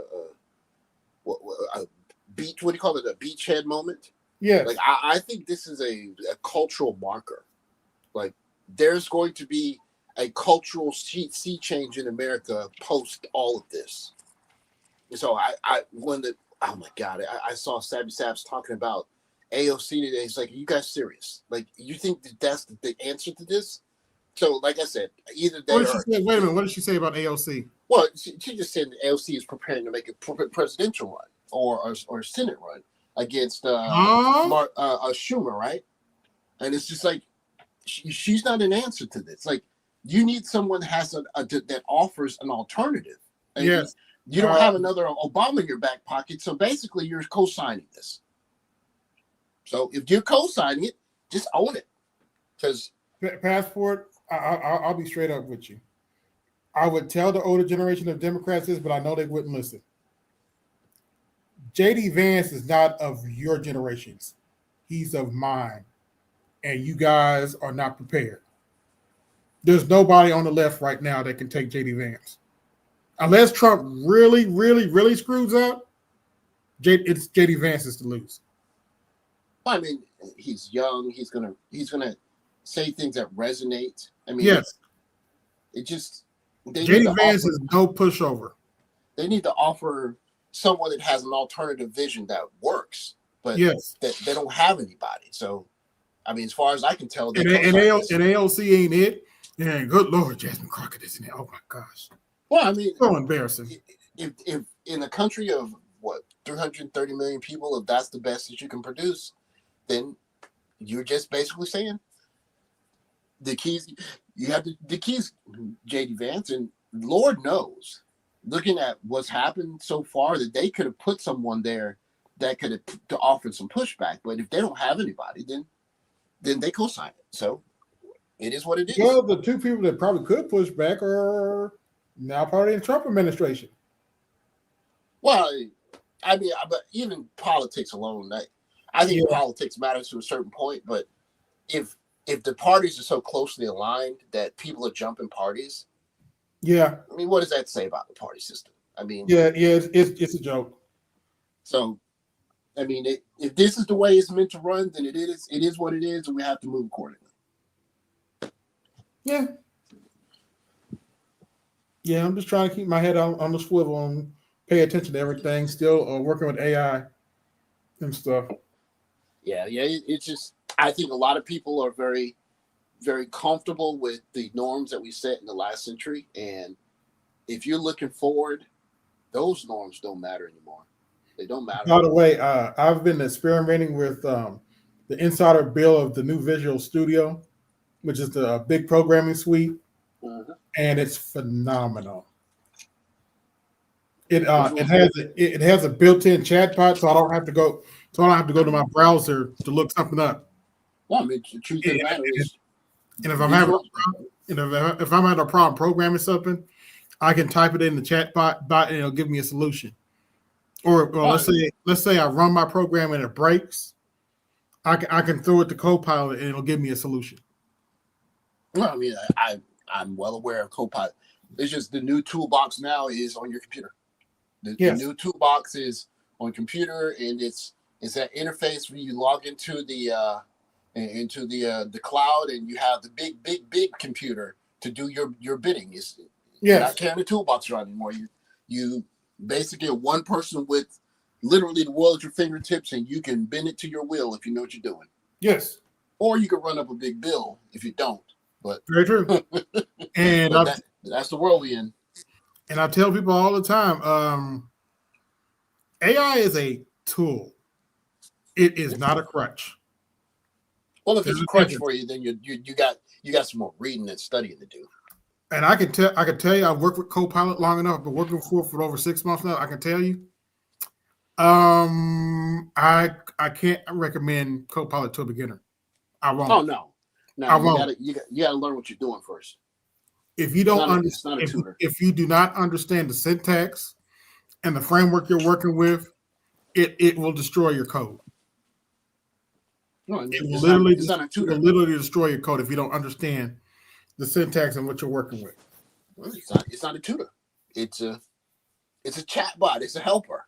Yes. So if you don't know what you're doing, I mean, hey. But so it is also designed to work with your coding style. So if you write spaghetti code, it might produce spaghetti code.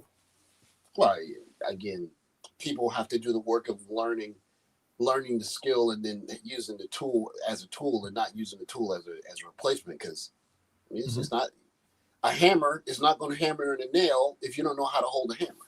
It's the way it works. Yeah, but if you use some finesse and some technique with how you write your code, it's phenomenal. Stuff that would have taken me 2 hours to write, I can write in 30 minutes. Stuff that used to take me 2 hours because of all the technical details I have to put into it takes less than 30 minutes to write it now because the Copilot writes it for me. That's the new environment. So people out here thinking that a computer won't people won't replace you with an algorithm, you're sorely mistaken. Man, that's why a lot of people don't understand. That's why your video games suck now. Because all these investment knuckleheads are going there forcing these guys to put monetization in there. When they're writing bloated code that's running these computers hot. So yep. Well, I mean, it's a new day. It is a new day. Oh yeah. The rules for how we move in this new world are still being written right now. So literally, they're literally being written right now. But the old rules where a guy shows up and he treats a woman like a lady that's been untouched. I think a lot of women still want to live by those rules, but they want to live by different ones. And you're getting a male populace that's simply waking up and saying, "You're not the same woman that my grandmother was. No, you're not at all. So you want me to treat you the way that my grandma used to be treated, but my grandma got married to the first person she was with. And you are proudly with tens, maybe I don't know however many people, and then you're going to the internet saying, I'm not going to go on a coffee date. You need to spend money on me. And guys are just saying, well, why am I not one of the guys to get to do the free stuff? Like, so it breaks down. So man, I've told this story before. Sorry, you have to hear it again, fellas. But it's been almost 25 years now since I went to my senior prom. I took this girl. I should have known the date was going to go bad because when I got to her house, Kevin, rest in power to the Godfather Kevin Samuels, used to talk about the coven, that group of females that plot everything in the family. When I got to the house, it was nothing but a coven. There was no man in sight. That should have been my key right there. This date was not going to go well. So, I pick her up. We took a limo to the place. After some dancing and stuff, I sat down with her, wanted to get to talk to her about being serious. You know what she told me? Oh, there are 4 or 5 other guys I want to date before I get to you. And my mouth just dropped to the floor. Then it actually gets worse. When we get back in the limo, she proceeds to get dressed in front of me and cover up all the goodies. Fortunately, by that time, I was already completely turned off. And after she got done doing that, I was like, fuck it. I went to sleep on her ass. Then we went to another event. Then the limo took us home, and then she didn't hear from me for another 12 years. I lost that chick's number. She didn't hear from me for another 12 years. Straight up. Well, but the magic that's in a guy's eye. A lot of times when we see a woman, especially when we're younger and more impressionable. Yes. We see her signs were there, but I was young and stupid, so. No, but that's fair because you're not seeing her, you're seeing the idea of her in your head. Yes. And what she could be like imagine if she was my wife and I got to take care of her and I walked home every day and came home every day and she was waiting to greet me at the door. You're married to the idea of what she could be. Yes. And we have to be honest. We did not realize how much the groundswell had changed from 1960 to 1990, and so it's changing so fast that you're imagining that she would behave like your mother would, and our mothers are boomers. So boomers still have the training, especially from the South, of how to act and how to go to church and how to not be in everybody, all that stuff. Yeah, how to talk to a man. Yeah. But if she didn't even come from the South, country South, and she basically wanted the quote unquote fast girls, you're looking at her from the outside thinking she's not something that she actually is, and then when you find out who she is, it just that way that you see her, that magical way, just fades away, and you can't bring it back. Yeah. And so I think one of the things you're seeing now with some of the young ladies is that magic look that guys used to look at them with. They see that it's fading away or it's not there. Yeah. And I think some of them are panicking. How do we get it back? It's you don't get it back. Yeah. And look, my dating life has sucked over the years, so I have nothing to hide about that. In my 20s, I was the textbook definition of a beta male orbiter. I'm not trying to hide that. In my 20s, I was the textbook definition of the beta male orbiter. And that habit did not break until she got pregnant and had her daughter. Well, that was our programming. That was our programming. AB. Yeah, we were programmed. I mean, boys to men. I know you cheated on me. I just didn't care. Please come back to me. Whatever. I was like, come on, dude. What? That was a mainstream. That was a number 1 hit song. Telling the dude that cheated on him come back to him. That was the program for us. Here's a funny story. While she was pregnant, I kid you not, just true story, I was getting magazines in the mail on how to take care of a kid. Addressed to me on how to take care of a kid. I can't prove that somebody in our family did it, but I know it was there. I knew it was there. The idea that you can out of nowhere, I'm getting magazines on how to be a parent in the mail. The idea that you can get a decent guy to take care of another, that is a very new, it's a new ideal, man. I mean, I kid you not. This came out of nowhere. I started getting those magazines left and right. And the funny, and I'll be honest, my fever really did not break until I held our newborn daughter in my hands. After I heard that baby girl in my hands, it was like a switch went off. He's like, "What am I doing here? She doesn't want me, and she's not gonna leave me for this dude. So why am I here?" Resources. Yeah. And they were supposed to be getting married. I don't know if they have ever gotten married. I haven't looked. I haven't talked to this woman in 7 years. Well, but even if they did get married, I mean, is she a wife? I mean, is she going to stay married? Getting married is just an act of going somewhere and doing some paperwork. No, and she's not much of a cleaner either. Well, I mean, she probably wasn't trained to be, but no, she wasn't. I mean, married or not, I mean, she's not going to change her behavior because of a piece of paper. So, no, but yeah, I probably dodged a bullet. But you know, I haven't seen her in over 7 years. So, man, I think we one of the beauties of this space is it reminds guys that what they come going. Is that what the phrase is? Yeah, I can't take credit for that. That's Pimp God. I can't get Pimp God credit for that one. They come going, but I mean, once you get that, you kind of understand, like, you know, unless I find one of the good ones, it's going to be a period of time where things are cool, and then they're going to not be cool.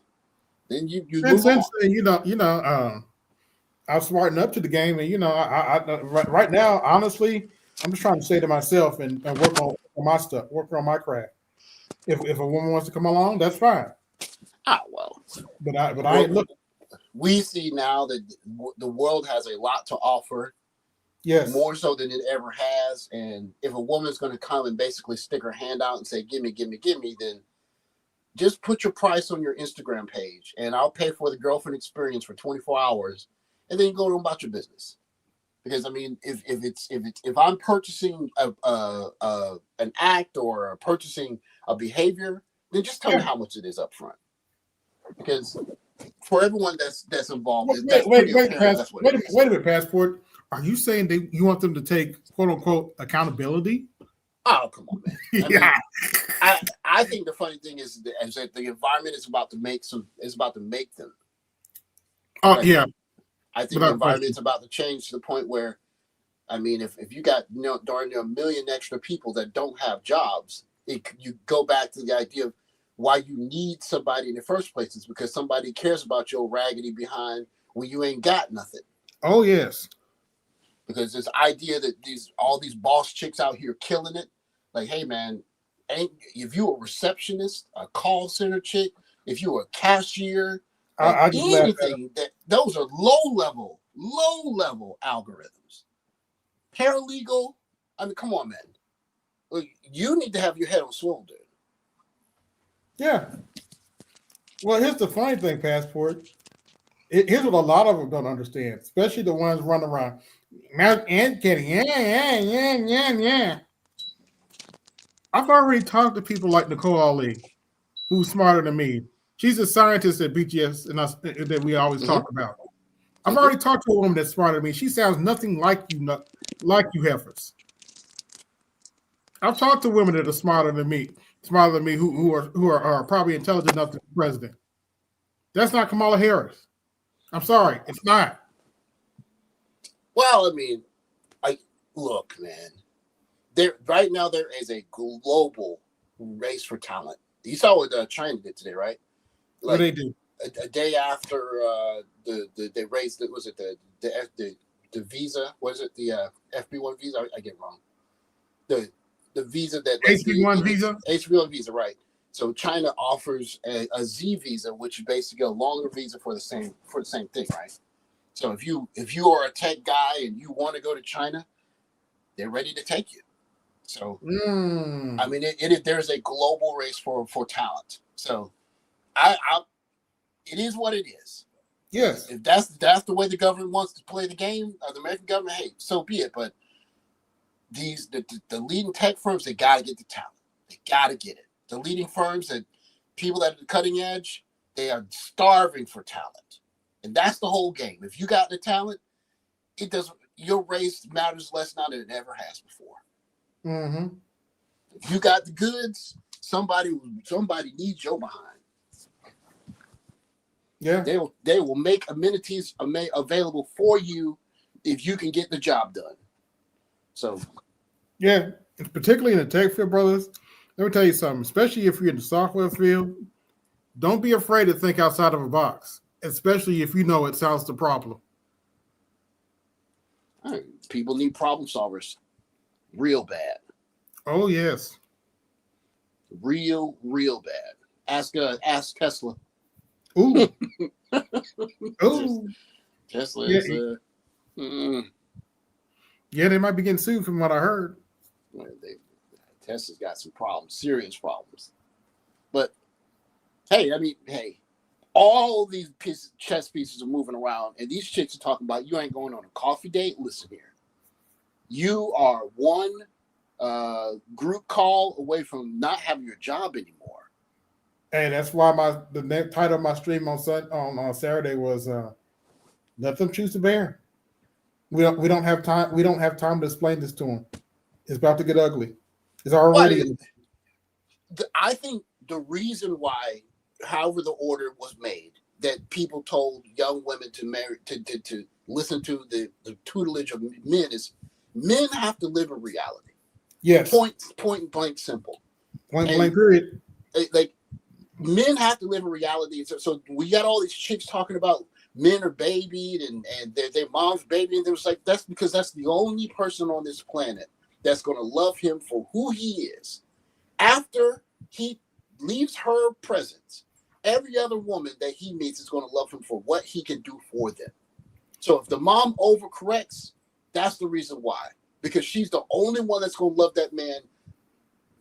Rain or storm, hell or high water. Yep. Hey, what up? Yeah. What up to Mr. Z in the chat? I had to quote you today, Z, because you're absolutely right. Your daughters are assholes. I love that quote from Z. You need to put that. I would say put it on the t-shirt, but that's a little too graphic. But you're right.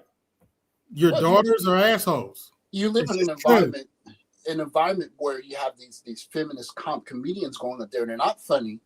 They're being platformed because there's a demand for this comedy that basically says that men are born defective. Yeah, those are comedians, really? Well, then you get to be whatever you want to because it's allowed, except that doesn't produce anything. So what happens when you actually need producers and they get tired of that environment, or there's no room for that? Oh, wait a minute, Passport. Don't talk about the Marvel movies after Endgame like that. Oh well. I'm just saying. Hollywood is struggling, dude. They messed up. Hollywood messed up. Oh yeah. In my opinion, particularly with the way how good these AIs are getting, Hollywood gonna be in some deep trouble. Hollywood already is in deep trouble. They already are. I mean, I would say you go back 5 years ago, the American summer blockbuster was a given. Right? Yes. It was a given here, like Independence Day or whatever. I mean, Mission Impossible. Right. That movie is guaranteed to make money. This year it was Gladiator 2. Meh. Like, what was the latest Marvel movie? Meh. People don't care like that. Like it's not the job. I got Gladiator 2 on my Paramount Plus. I might watch it later. It's not nearly as good as the first one. Not even close. Yeah. And that's the magic zone. So a whole bunch of people that thought they're going to move to LA and be an actress, that's over. Yep. Yeah, one of my cousins tried that. She moved right back to her home state. Hollywood ain't got no jobs. They got no jobs, they ain't got no movies. So nope. They don't. You're not gonna be an actress.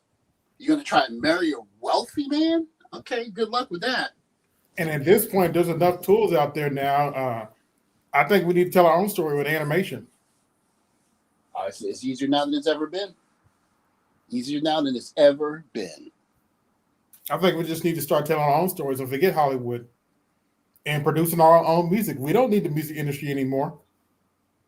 Yeah. We don't have to count down to them Crips and Bloods. Yeah, I said it. Hey, it's a new game. It's a whole new day. It's a whole new. These data centers ain't going up for nothing. Especially the way the AI can generate music. Oh boy, the music industry's in trouble too. Well, yeah, they've been in trouble. They losing money too. In fact, they'll never be a replacement for people that are proper performers. But right, I mean, Sexy Red. I mean, Sexy Red is literally a prompt now. Give me a raunchy rapper that raps about sexually provocative things and is about. Yeah, don't get twisted. We'll never replace somebody like Beyonce or somebody on that level. I wouldn't say that. I would say I'd say you wouldn't be able to replicate Whitney Houston. True. You can find someone that's rhythmic. Hey, they got a AI Korean K-pop star right now. Oh, really? Yeah. So only thing that you can not replicate is the human voice singing at the high end of perfection. So yes, but like Kelly Price, she can be replaced. I mean, Beyonce might be hard to replace, but she can. Hey, did you cover that video Kelly Price came out with? Because she went in. Apparently, she's not a very nice person with the people she works with. So, I don't know. I mean, she went in on the young ladies, but I mean, there are videos showing her acting the same way. So, oh well, okay. Good luck to her and her mess or her quest, I suppose. But yeah, she sounded like man. She was going in so hard. I was like, damn, does she listen to us? She probably do. But anyway. Well, I think that the environment that has existed that allowed certain behaviors is drying out. Yes. And so there's going to be a check for some of these behaviors that I don't know what they're going to look like, but they are coming. Yes. They are coming. So I believe they're coming too. If you think that the Democratic Party is going to come out here and make it 1985 again, or I don't know, well, I'm trying to think of the heyday of wokeness, whatever. It's just not happening. There's no money for that. And you're not going to go overseas and try and promote it in another country because they have their ways of doing stuff. They don't want the cultural equivalent of America in their countries. Yeah. So they're going to. They see the disaster we've become. I mean, I look at things in disbelief sometimes. I can't believe some. I mean, I just can't believe some of the things I see on TV, man. It just saddens me. I mean, I thought when I was a kid in the 80s, I thought we were gonna be flying around in Jetsons cars, dude. We got Sexy Red and people hunching each other at the American Music Awards, and they're getting awards for it. It's like this is 2020. What? Okay, all right. I don't even pay attention to the hip hop crap no more. It got so bad. I feel like I owe my parents an apology because now I know how they feel about the music. Oh well, it's not music. It's not. It's not even talent. No. I mean, it's pretty obvious now that it's kind of a cultural, what do you call it? Export, I guess, for programming behavior. And why would you bring someone like Sexy Red to your country and let her tour your country? Like, what's the cultural benefit out of that? Well, they brought Megan Thee Stallion to their country, so Yeah, but they're trying to export her. It's just, I mean, there are going to be some kids that are going to take the twerking, okay? Yeah. But in a lot of countries, either you got two choices. You're going to marry a guy who has done well enough to take care of you, or you're going to produce like a man. Those are your two choices. I mean, literally, those are two choices. Pretty much every woman, to marry a man and hope he produces for you, or produce like a man, or team up with a man and double your production, which is the third choice. But if you're not going to do any of those three things, twerking is not going to save you.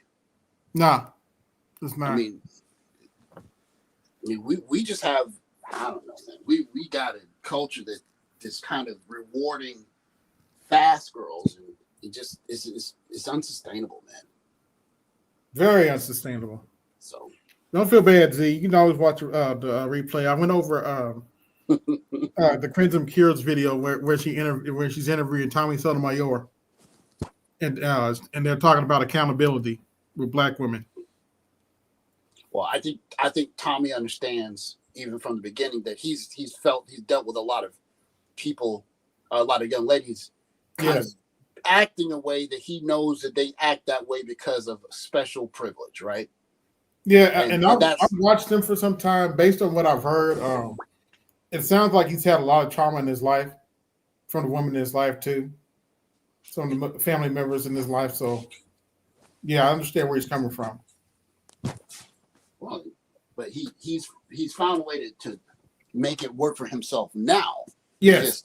All of the women that he's talked to over the years that gave him all the attitude, where are they now?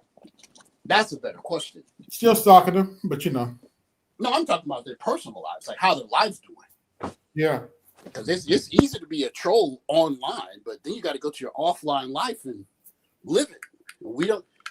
Like, I mean, there could be a whole string of documentaries just following up on all the women that Kevin talked to.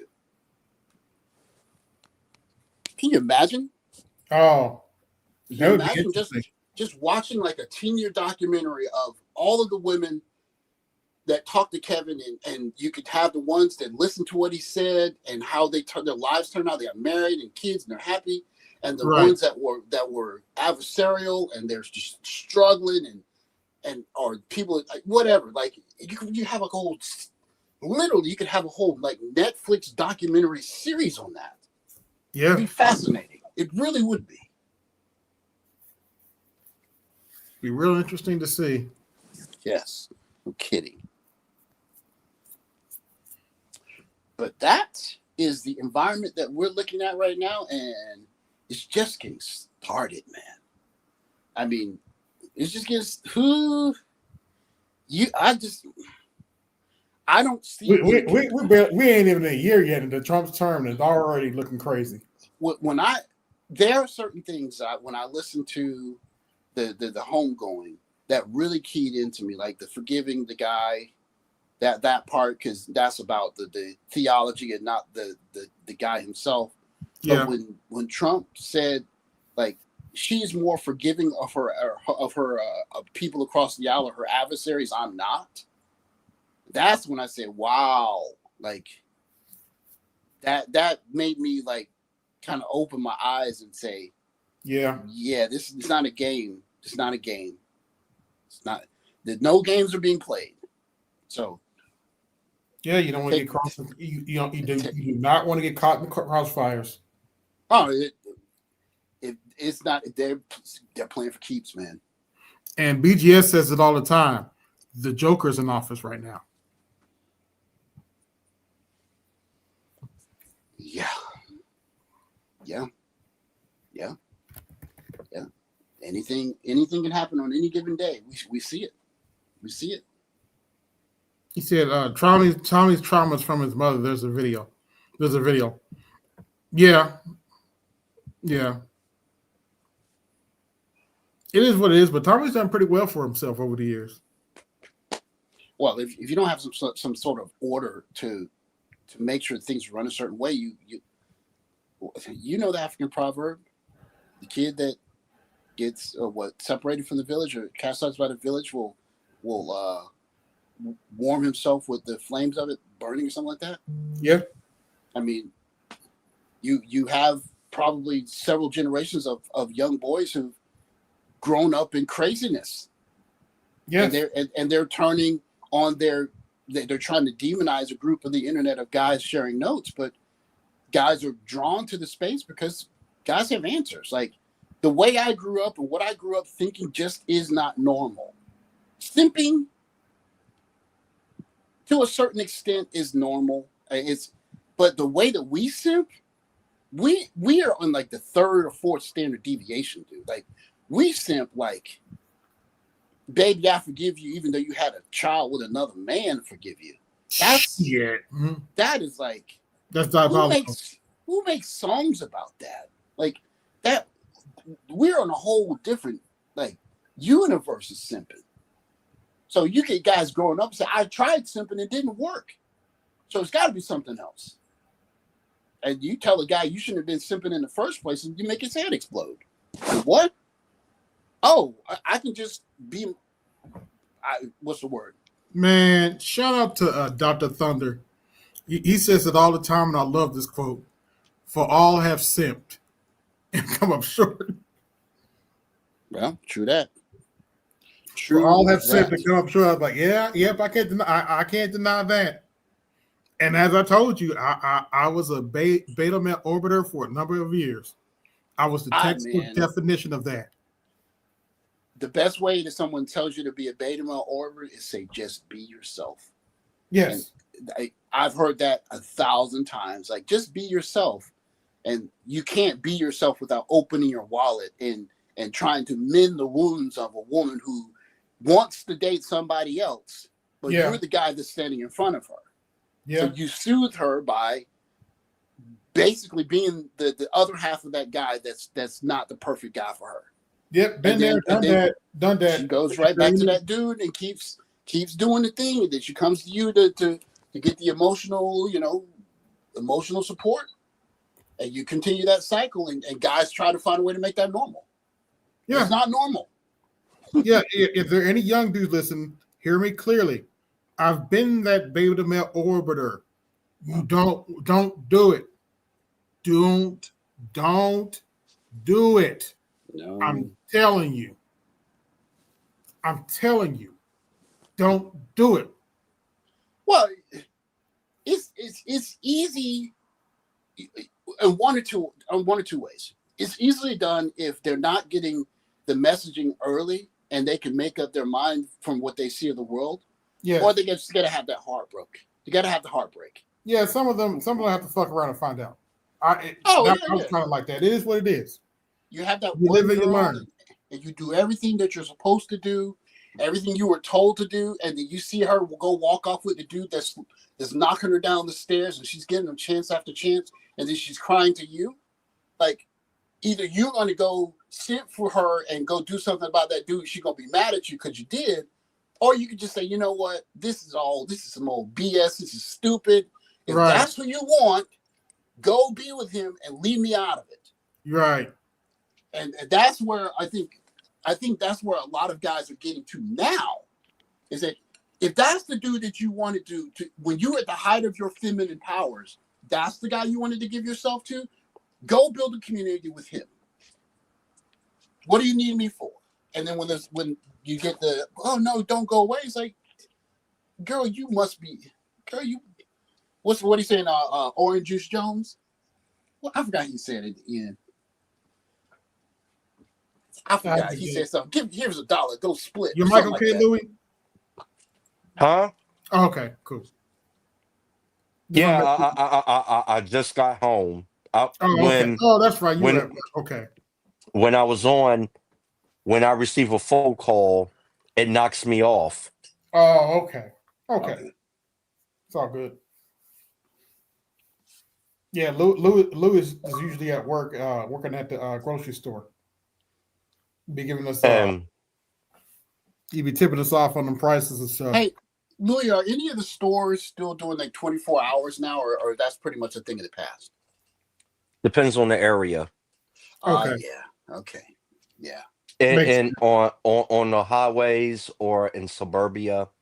Yes. And like New York Metro, yeah, they 24 hours. Okay.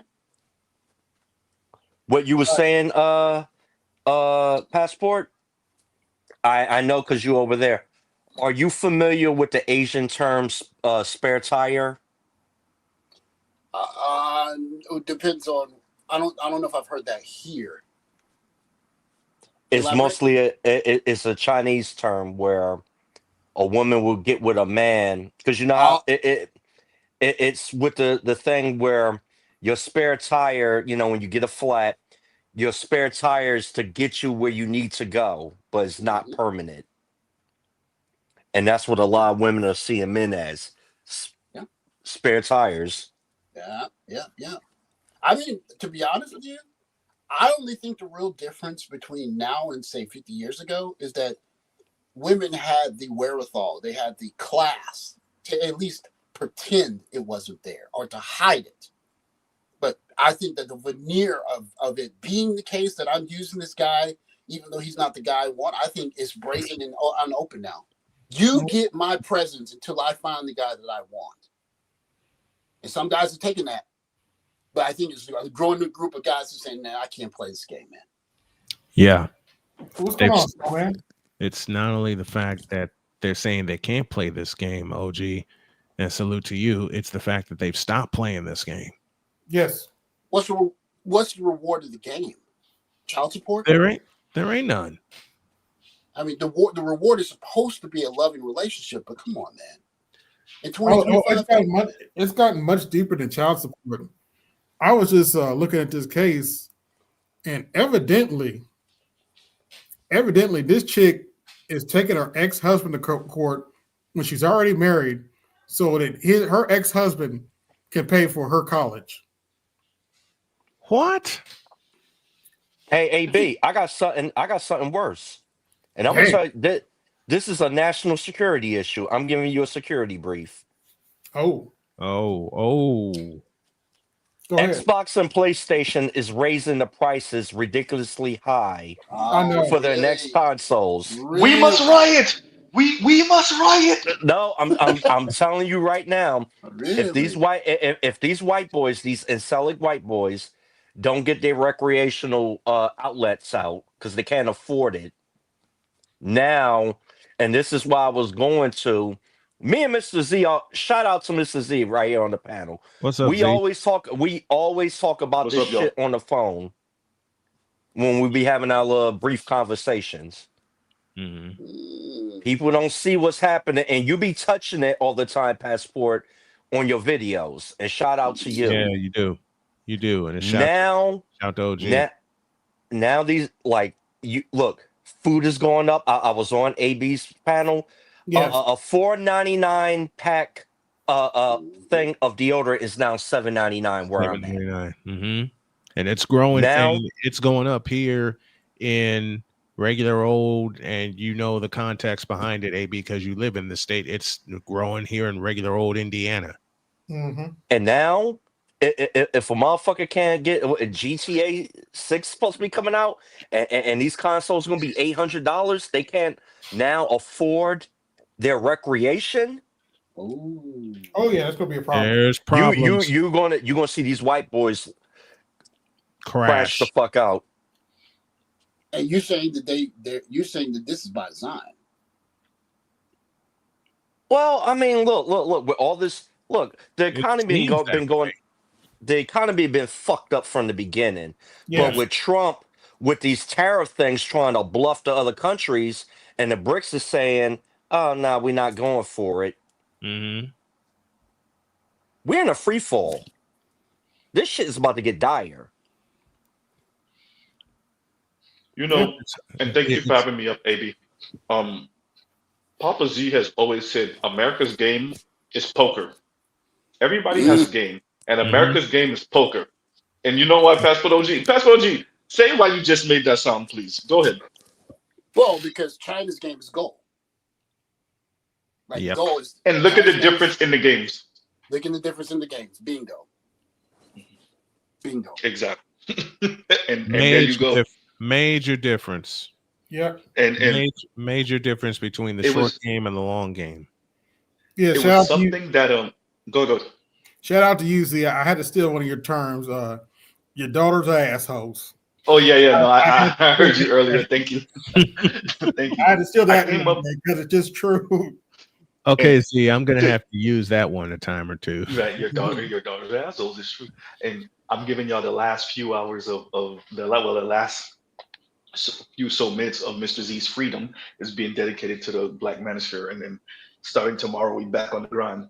Mm-hmm. So it was something that Passport OG was saying earlier, and I've been emphasizing this on my channel also, and I'm glad that he's been emphasizing it on his channel, is the change in environment and what you're Yes. exactly dealing with in a multipolar world, Yep. especially where the US doesn't get to call shots on trade anymore.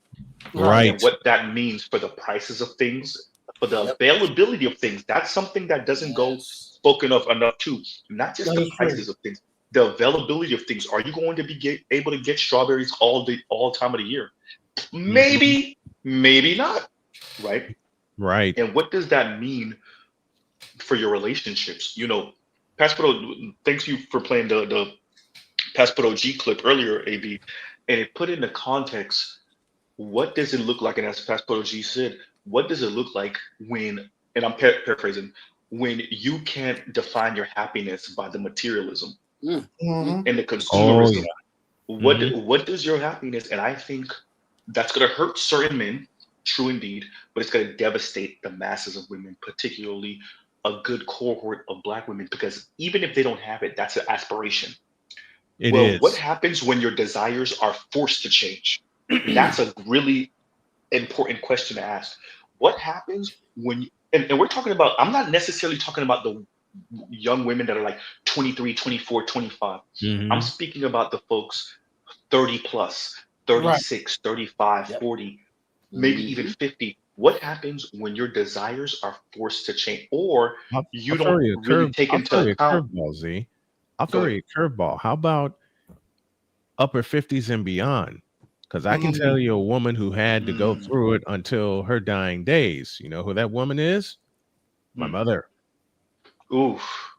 Because after she lost Pops in 2007, and I've said this, every gentleman on this panel has heard me say this about my mom. Love her dearly, miss her dearly, but she flipped a leaf when Dad died. And all her And desires weren't met. And now that you've said this, Z and Passport OG, shout to you and to everybody here. It's made me realize that not only did my mother flip a leaf when my dad died, she plain flipped Well, because one she thing. that, wasn't getting the desire. She wasn't getting the material desires Well, that she yeah. wanted. but one of the things you'll notice if you go to other countries, and they're really careful about the programming that they show, especially young girls, Yes. where Mm-hmm. they don't get them focusing on chasing the bag and going after guys with money. Like I don't know if you know the movie. It's just called, I forget the name. It's like IU or something, like the guy and the girl liked each other, and like their romance is based on like him riding a bicycle and her sitting on the back of it, and they're riding down, beside the river, and they get like an ice cream or something, and then they're walking in like something that pretty much anybody can do, right? So Mm-hmm. if you give kids a vision like this is what it looks like to be with someone you care about, Mm-hmm. then that gives them the impression that it's possible to do that. But you don't even have the inclination of that in America. It's, are you rich yet? Me inward. And if you're not rich yet, then why are you standing in front of me? Because it's your job Exactly. to relieve me from the suffering of life. And Mm. that is not the role of whatever. They open up Pandora's box to tell these women basically, I'm a woman, I'm special, I get what I want. If you can't give me what I want right now, then I'm going to replace you. Now I'm gonna And replace you. It's Yep. no, right. you didn't say that mean enough, Passport OG. It's Okay. F out my face. It's Yep. if you can't That give is me true. what I want, That is F out true. my face. Very true. Mm-hmm. And it's like And this endless, But I but learned you know, all like that. I learned yeah, go all ahead. that the hard way after my dad died, because my dad took care of the household, especially financially, which is what Right. he was teaching me to do. Unfortunately, prostate cancer took him from us in 2007. And I will be honest with you guys. when we celebrated his birthday with a lunch in 2007, and Passport OG, you're going to smile when I say this because I think you've preached about this before. There was a look in my mother's eyes. She was looking dead at me as if to say, since Dad's now gone, it's up to you to provide me what I need. Yeah. You know what this finally is? And Mr. Z, I'm probably gonna get this is gonna be probably your upcoming title on one of your future shows. We're looking at right now. This is the reckoning right now, and I used to have discussions with a lot of white co-workers all the time, and I used to tell them white supremacy is the biggest joke ever played on white people. Because the powers that be convinced y'all that your skin color is more important than your economic standing. Us growing up, Gen Xer, you kind of seen the last semblance of what Americana culture was, because it needed that semblance of a family structure to maintain the middle class, thus maintain the national security of the country. Because if you don't have a family to fight for, why would you defend yourself? Why would you risk your life for the country? Right. But the oligarchs traded that for consumerism and materialism and education. Yeah, they both parties, Republican and Democrat, we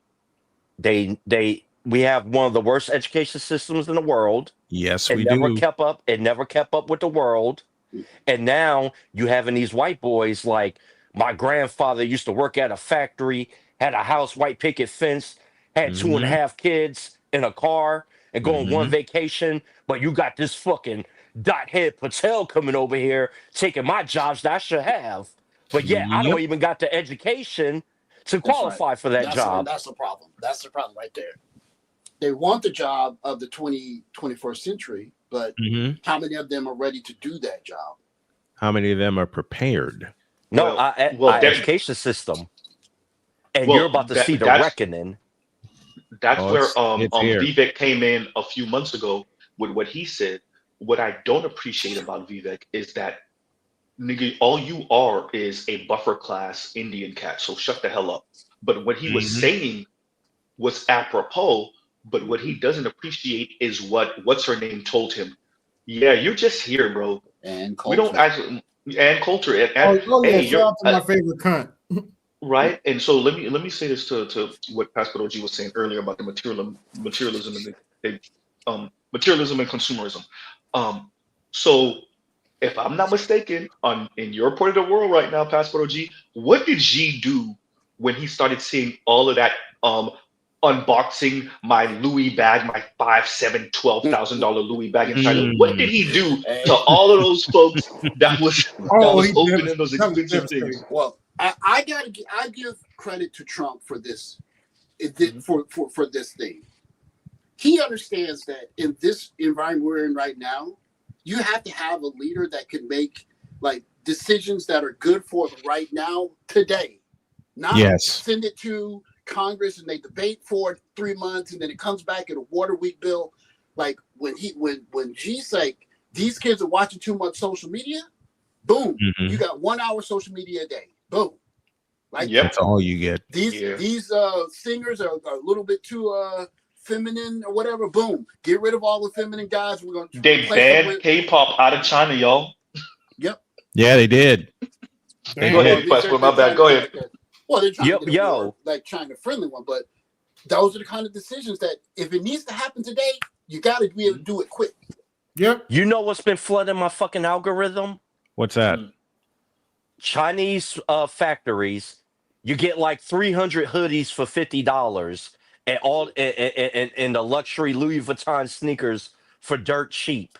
And also in Japan, I don't know if it's China or Japan, they had a big expo with all these young boys looking at these sex robots. Oh dear. Yeah, it's oh boy. Let me The crash is happening. Let me say this where you say this just thing. See, I was on the train last week. I saw a guy getting on. He had a big old carry case with a something in it. Oh no! I saw a head on the back. I was like, oh no! Oh no! He had one of them robots, or one of them dolls or something. He was ready. He was smiling and everything. Surprise! Let me shout Hey, out I'm Pastor showing, OG hey, hold real on, quick. before you go, Z. Go ahead. I'm showing my age right now, but every time I see one of those them dolls, I go back to Mary with Truman and Bud with that with the plastic blow up. Yes. Right. Shout out to Let me go ahead, Z. let me shout out Passport OG real quick, because Passport OG will cover the same type of things I'm covering, but he can maintain his discipline on the street on his videos, and I could see a little bit of anger percolating, but I see him quash it. I see him quash it, and I'm like, boy, you way better than me, Passport OG. Pick up this Mr. Z. Go ahead. The problem is you're doing lives. How many takes did Passport OG did that he crashed out and you didn't see? I was thinking the same. That's true. That is true. OG, how many takes does it take sometimes? Because I see the same thing. I see the same thing that Z is talking about, because I am a frequent consumer of your content. I got B-rolls for your ass.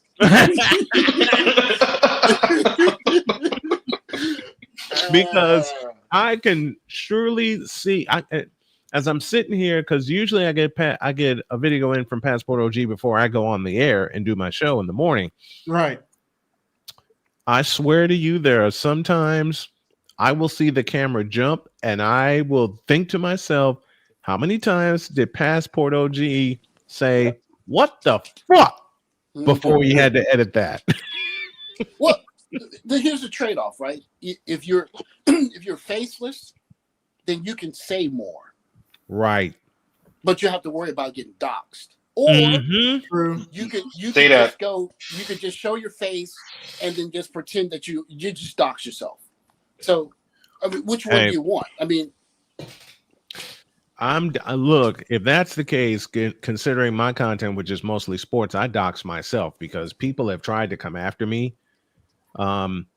It's been sports. Exactly. I've had people come after me, especially when I launched Diary of a Mad Snowman and started getting my story out there more. OG, you better hang on to your seats. And Z, you too, because I don't think Z knows this. I had a motherfucker write to me and actually say, quote, "Cancer's got you, karma's a bitch," close quote. Ooh, what the fuck? Yeah, but you have to remember that a lot of people are miserable. Like they're miserable in the way that they're living. Second that. And like the only outlet they have is to be a troll online. And so if someone says, "I don't like your content," whatever, it is what it is. Right. But that person's got to go back to their regular life. And like if this was like 2000, like 1995, their regular life is like, hey, I'm going to go to the club this weekend. I play some video games, go to the arcade with my friends. And they probably wouldn't care in a couple of days. True. Oh, that's over. They're not going to get a girlfriend. The best they can do is get a nice message from some OF chick. Like, a lot of guys don't have a life to go back to. So this is all they got. Yeah, to your point though. Hold on. To your point though, Passport OG. While I was playing Kendra and Tommy pointed out there, this one chick, he blocked her and she had 5 other accounts. I heard him say it. Yep. And that's happened to me. And look, I'm a web developer, and I'm telling you this: that's too much damn work. If I don't like somebody, I would not spend time creating multiple accounts just to troll that person. That's a waste of my time. Well, there's a couple of trolls that I deal with. One of which is unfortunately is my ex, the ex before I met my wife. They tried. Well, they did for a while. tapered off. It tapered off. I'd say about a year ago, since I started shooting stuff outside and getting out to the barn and getting my workouts in and things like that. But the same guy that said cancer's got you, karma's a bitch, Yeah. was the same guy for about 2 years after I married Jody. I don't even want to repeat half the things he was saying to me or he was sending to me. It was bad. I didn't respond to him. Because it seemed like every time I posted a picture of me and Jody on an adventure, he would show up. Mm. And it's the Passport OG's point. His life's miserable, although he claims to be married, and that some bitch hasn't posted anything, at least to my knowledge, in at least 2 years. Wait, Snowman. Just because he married don't mean shit. He could be miserable and married. That bitch could be I driving him know. even more miserable. I know. I got you. Don't talk about gay babe like that. Yeah, I said it. Could be. Z, you're absolutely correct. Say it again, OG. You say could be. The chances are, if he's in a marriage, statistically speaking, he's not very happy. Yeah, it's very, in the 21st century, it's very, very rare. I can truly say, and I say this all the time, I'm one of the lucky ones. Because I'm absolutely over the moon happy with my bride. Second that. By the way, just a quick interruption. Yep. Since we're all black men and we hate black women so much. Oh, no. Here it comes. Here it comes. I'm putting Kendra's book in the chat, and I'm asking y'all to go buy it. Okay. It's called Reclaiming Black Feminine from Feminism Recovery. I'm asking y'all to support this woman. There's a joke sitting right there, but I won't make it. Well, since we hate black women so much, right? I'm asking you to go support a black woman's book. There you go. But B just talks about how the opposite of love is not hate, it's indifference. If you're getting large groups of black men coming on the line and not even mentioning black women, then you know something is really up. Yes, and that's where we're barreling towards that. And the fact that some guys talk about black women is because they still care. Yes, right. Point blank. Even I don't talk about synchronized swimming. Why? Because I don't care about. Because I don't care. Exactly. Yep. Okay, so if you get a mass of guys saying, "Oh, by the way, me and my half kids are going to the golf range, and I'm teaching them golf," and there's a group of guys like, "Yeah, I'm teaching my kids golf too," and you're not talking about what we're talking about, then all of those women that might have someone that says, "Oh man, this is a guy who sees a train barreling towards me, and he's not even looking, he doesn't even care." That's that's where we're headed. That's it. We are headed. How did BGS put it, toward the wall of indifference? I do think we're headed towards, name the techno dystopian movie from the 80s and early 90s. Like, name them. The technology is going to be dope if you can afford it. Some of that stuff is going to trickle down to us average folks, and we'll be able to afford it.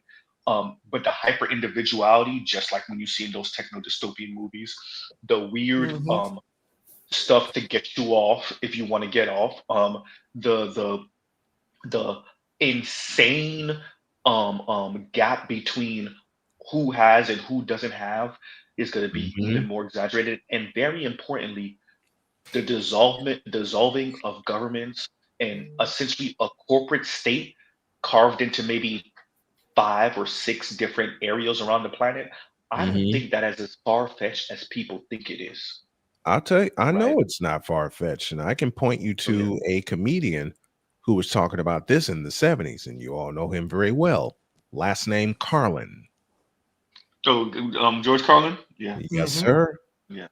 He was talking about this. He was talking about this shit when he first started his solo career back in 1972. I tried putting my friends on George Carlin in the early 2000s, and they looked at me like, meh.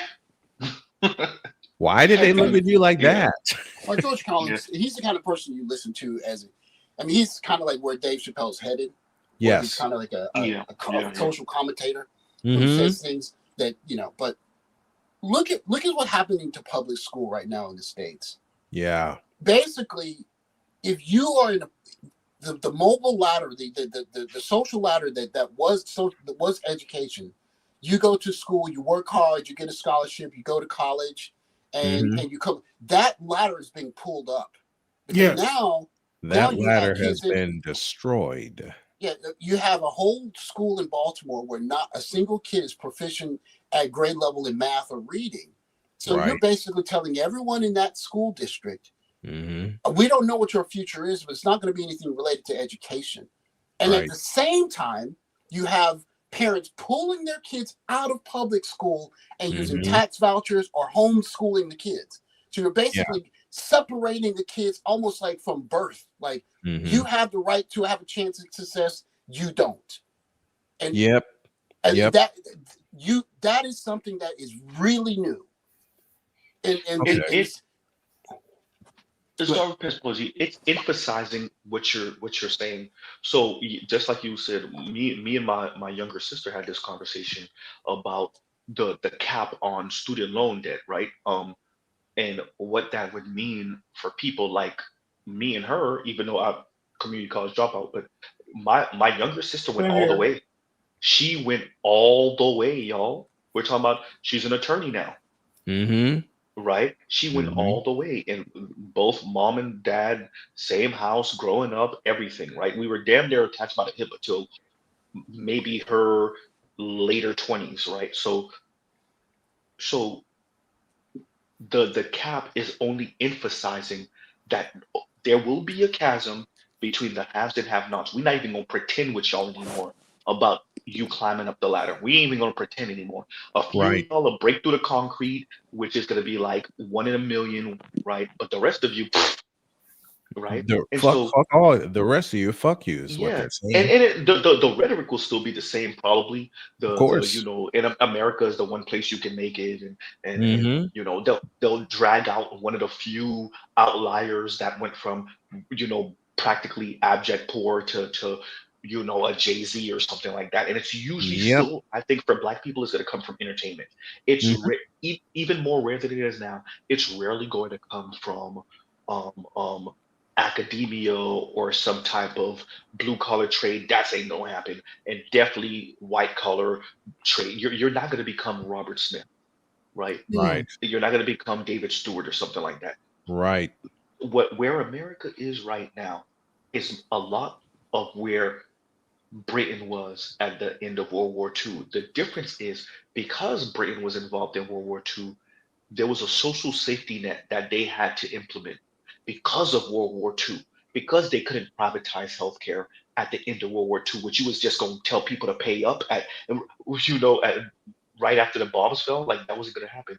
America, on the other hand, still wants to do its weird, like, late stage capitalism thing, Mhm. but at the same time, without shred the social safety net, and tell people, oh, by the way, that 70-inch screen TV for $500, you don't really need that now, do you? Like, don't you need something more robust, more heartfelt? Don't you need family? Oh, by the way, man, we're gonna price you out of being husbands too, by the way. Like Yes. how the hell is this supposed to work? Yep. Right?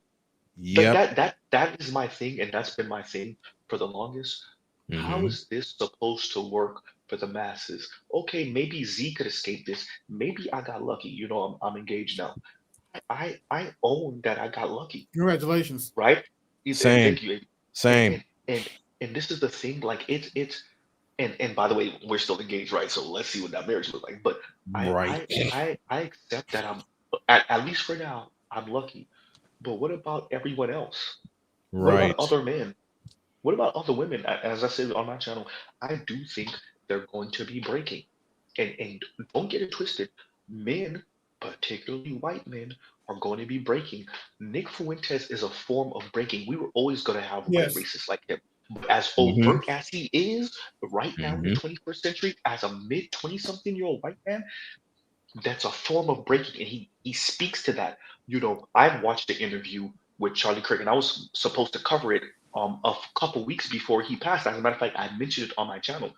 The Right. conversation between Charlie Kirk and Tucker Carlson a few weeks ago, and Charlie Kirk informs Tucker Carlson of the rage of your average young man because they've Mhm. essentially been priced out of everything: homes, women, Yes. like everything. And Tucker Carlson emphasized to him, you're the one who's letting me know this. You're the one who have the finger on the pulse, right? Et cetera, et cetera. Right. When the masses of women, including black women and white men, realize that all those dreams and aspirations, all that materialistic crap that you were dreaming of, you've pretty Mhm. much been priced out the game. When they come to the realization Ooh that that boy. ain't gonna happen, thank you. It's a wrap. Ooh That's boy. when you're going to Hey, really Z, have to, you know, what, put what, did, barricades up. Go ahead. what did Arnold say? Get to the chopper! Get Uh-huh. no, for real, really, and it's I'm just kind of emphasizing what Passport OG and AB were speaking about earlier and going in a Mhm. little bit more detail. I do think, and I think that's why G also kind of stopped some of that materialism, because if America and China and largely the BRICS and the G7 are going to be engaging in this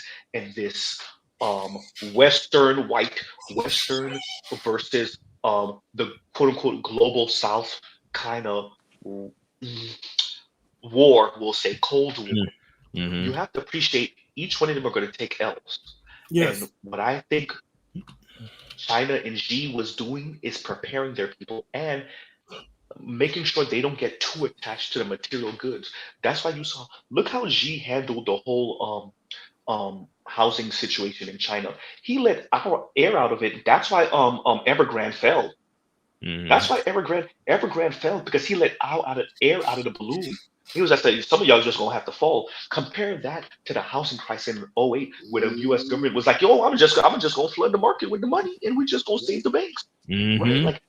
Like, so when you think of that, and I'm tying all of this together, I know it sounds kind of like a mess, but when you consider that, consider where America is now as a slowly declining empire and the rise of the East. And I was saying this to my lady the other day. I was like, we're gonna have to recalibrate what we consider everything, because I was showing her the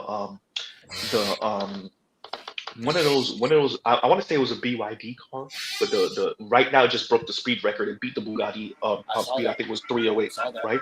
And I was telling her, I was like, babe, I think it's ugly. And I straight up said it to her. I was like, I don't think the Koenigsegg is ugly. I don't think the Bugatti is ugly. I don't think the Hennessy Venom 1 or 2 is ugly. I think the Chinese supercar is ugly. And then I told her, you know what though? And I paused for a second and I had to check myself. I was like, you know what, babe? I have to recalibrate what I see as attractive or what I think looks good. Because as the Mhm. Chinese rise and as you have the rise of people following behind them, maybe India, Pakistan, the BRICS, Brazil, they're going to have different ideas of what is Way aesthetically different. pleasing, right? And we're going to have to get used to that. And and Mhm. and it's going to challenge much of our, even though we're black, but Western concepts of what is aesthetically pleasing. And I had to, before she even could say anything, and she wasn't going to go there anyway, but I had to check myself and say, yeah, I still think it's ugly, but, But exactly. right, But this is Look, how my China wife does supercars. Go ahead. Z, my Or wife did the hypercars, better same. yet. Go ahead. Z, my wife did the same for me, because when I was checking out some Japanese baseball and some Chinese baseball, I said, man, I'm not gonna watch this. My wife leaned over to me and she says, what if you do more than watch it? She gave me a kiss and walked away, and it hit me. It's like, wait a minute. oh shit. Are you gonna cover I may it? have a built-in stream right there. Mm. Mm. It hit me like a ton of bricks.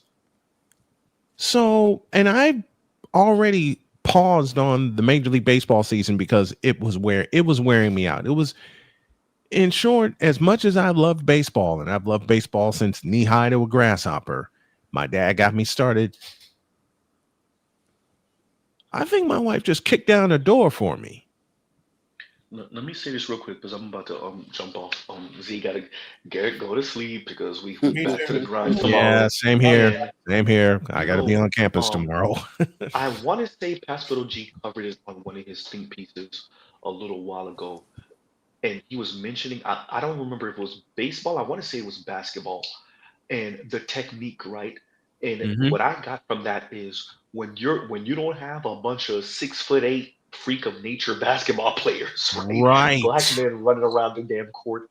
You have to develop technique when you're in the East, right? Because yeah, Yeah, you have tall you people, do. but do they move like the black basketball players in America? Probably not.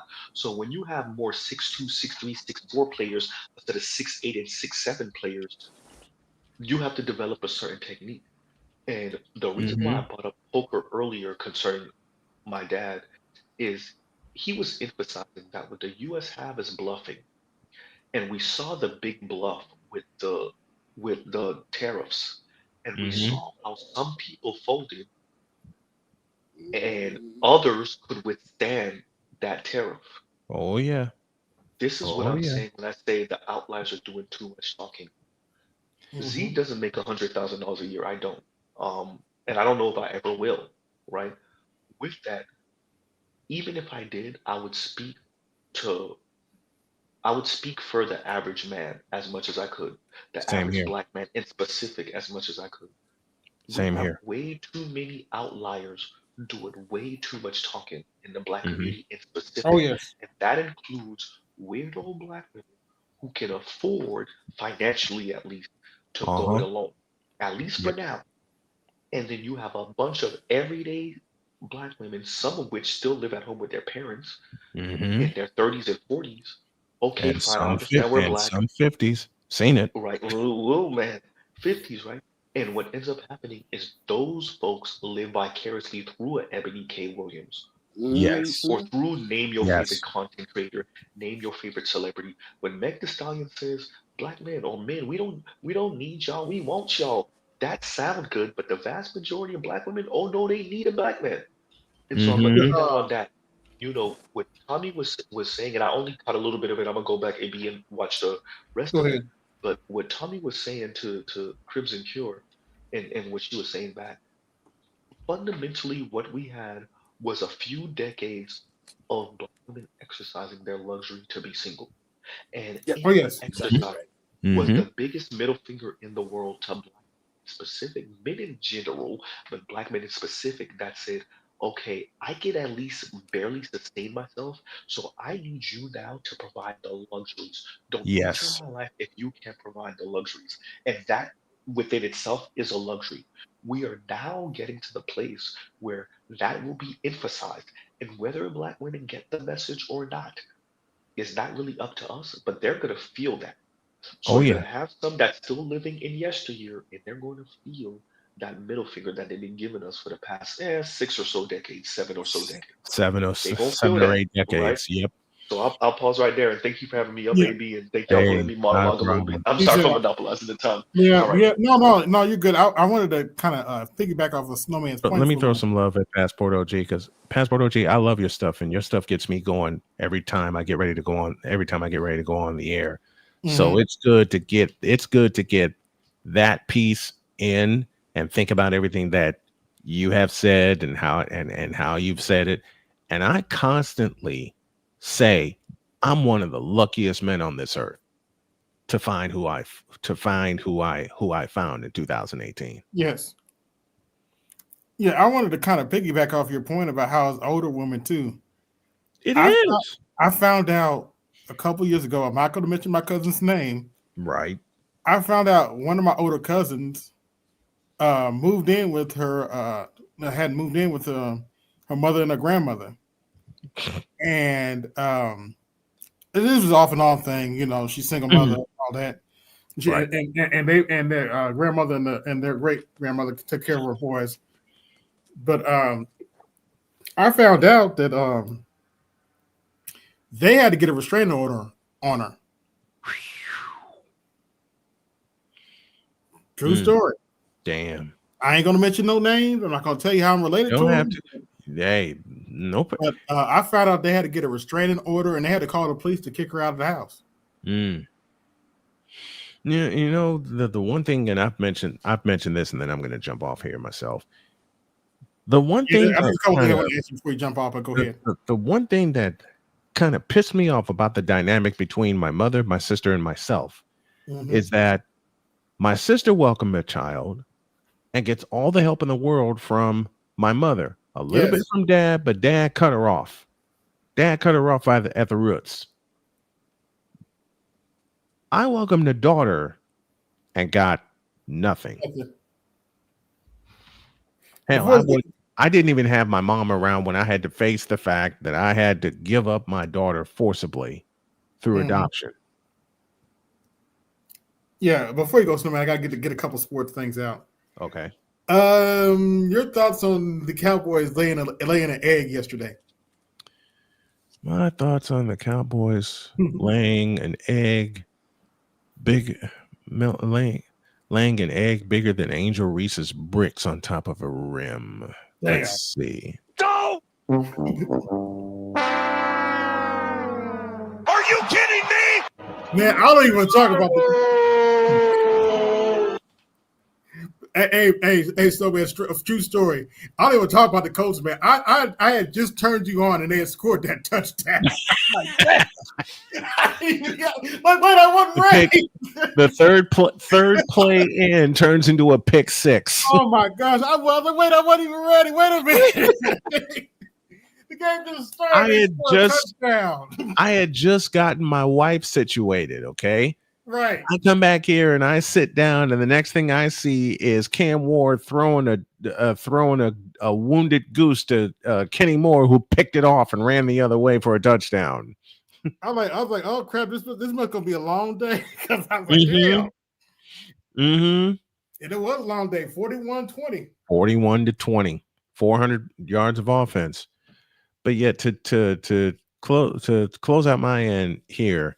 Again, a shout to Passport OG and the stuff that he puts out there, the wise stuff that he puts out there. Man, I'll tell you what, I'm glad I discovered some of the stuff I discovered when I was single, but had I not found Jody, honestly,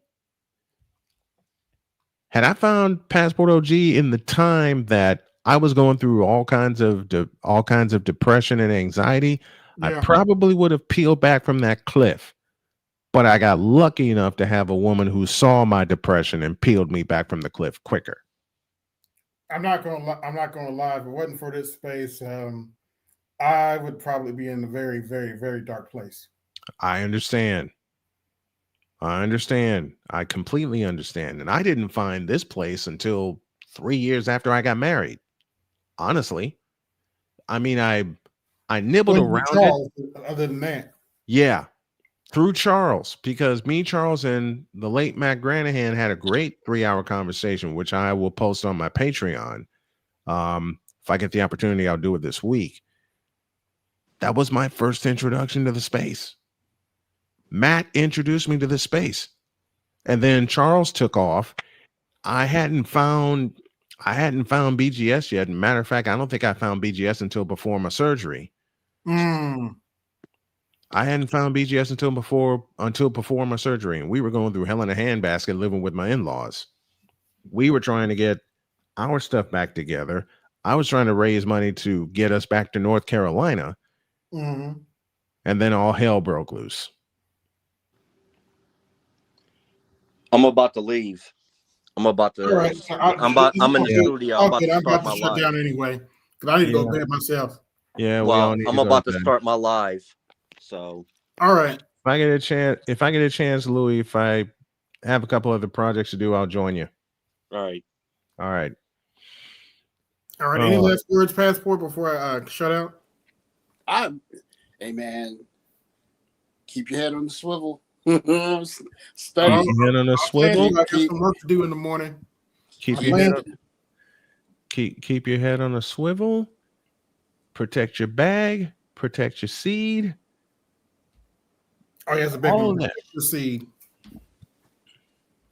Yeah, keep studying, and if you meet a chick who's basically telling you that you gotta pay for her presence, then make sure she's worth it. Oh, I'm not even entertaining that crap. I'm like, okay. No, I'm not going to kid you. Now, there are some girls out there that are worth paying, $100, $200 for their entertainment, but it's a very small subset of the women out there. It's very small. If Jody and I go on a date and it costs us over $200, we are looking at each other going, "What the hell did we do?" We like doing regular stuff. That's why we do a lot of football games at home. That's why we do a lot of stuff at home. But do we like going out sometimes? Yeah, but we're not going to blow an arm and a leg for it. Right. Yeah, you're right. There are some chicks that are worth, especially if you can open doors for you. Mm-hmm. Yeah. Well, I mean, if she's stunningly beautiful and you understand from the get go what it is, then that's the way that works. But exactly, but like the idea that the average chick that you meet, as a barista at Starbucks, and you kind of talk to her, flirt with her a little bit, and then she's like, "Oh, by the way, I need you to take me to a $300 first date." It's like, no, hell no to the no. Well, are you going to? What is the $300 of value that you're giving me for the time I'm giving up? And so, if you make it that hard to jump through a hoop, guys are just going to stop jump through the hoop. Yeah, but that said, there are some women that are so beautiful that I'll pay her cell phone bill. I'll pay it. I mean, you could call it simp and what you're going to call it, but you pay for beauty. Beauty is something you pay for. It's just a lot of young ladies have conflated the idea of how beautiful they are, right, with their actual value in the dating market. And you're right, but she got to be pleasant to be around. Yeah, you're right. There are some chicks that are like that, but they're few and far between, and they're usually taken. Well, and then again, you finish chilling with her, and you go back to doing what you were doing. That puts the food on the table, and she has to realize that she can't come between you and that stuff that you got to do. And if she tries to do that, that's the thing with Jody. She hasn't tried to come in between me and my microphone. In fact, she's enhanced it. Yes. She's enhanced it with ideas, and she is helping get my business plan together, finally together, because I flew by the seat of my pants for many years. But hell, she's a part of my intro for my morning show. Mister, would you please wake up? Exactamundo. Mister, how do you work this Twitter thing? Twitter thing and this Instagram thing. I didn't think, I got to be honest with you, OG, I didn't think she'd go for it. But then when I came to her with it and she said, "How do you want me to do the intro?" It was on after that. Yeah. I can still hear her saying, "Mister, will you please wake up?" That was such that was a last minute idea too. From a football game that we did. Let me get on out of here. All Thanks. Right. Thank you. Passport OG. Love you, brother. Thank you so much, man. Yes, sir. Oh yeah, and y'all subscribe to Passport OG's channel. Please. You're moderator, so you're gonna put your stuff in the chat. Oh, by the way, Passport OG, I leave you with this. This is the voice of my wife. Mister, will you please wake up? That's part of my morning show intro. Yes, yeah, but Mister about to go to bed after this stream. Listen, that's gonna be the next one she records. All right. Mister, can you please go to bed? Can you please come to bed? Well, you've heard her a few times come in and she'll say something like, "Okay, tall man's got to go to bed now." All right. Thank you. Show my dirty house. Let me shut up. That started it. All right. Thanks a lot, guys. Have a good one, Snowman. Thank you. Yeah. Thanks for having me up, baby. You take care of yourself, and I guess for the guys listening, I mean, hey man, study. I promise you, when you see me on these videos, it's between taking a break from studying to talking, and even when I was on the call, I was flipping through Chinese cards. So, man, look, there's so much opportunity out there right now. Yeah, real quick before we get off, did you attend the what's her name? The Conclave. I can't. man, the flights to the States are so expensive now, dude. Okay. I mean, I want to go. I want to Mhm. go, but I mean, I'm going. I'm going. I'm going to go to Vegas. I'm going. So I'm gonna do my I best. understand flights are expensive. Say again. Say again. I understand. I understand. I really want. I mean, just the networking alone is valuable. It's worth it just on the networking alone, and then you get a chance to bump into guys that have been around Theo for 3 or 4 years. I mean, let's put it this way: 3 or 4 years out, you're going to go to that conference, and you're going to bump into multiple Black millionaires that were made millionaires through contacts and things they learned at that conference 3 or 4 years previous. So it's just we don't for that teach reason Black boys anything, right? Say again? All we teach is hating Black women, right? We don't actually teach men how to improve their lives, right? Well, anyway, look, anyone that's pointing a finger and saying that you're hating it, look, at the end of the day, what matters is what you're producing, right? And so if the conclave or just us networking means that businesses get created or jobs get created or whatever, then you really can't hate on how the sausage is made. The fact that the sausage got made is what's most important. So exactly. So I mean, if you can't make eggs without breaking, you can't make an omelet without breaking eggs, and eggs are getting broken. So, and I just had an omelet for dinner too. But anyway, yeah. Well, you rest. I'm off today, so you rest up. All right. I'd like to thank everybody that came through. This is AB Media 83, and I'm out. Please. Yo, this is AB Media 83. Want to support the channel? Hit the Cash App.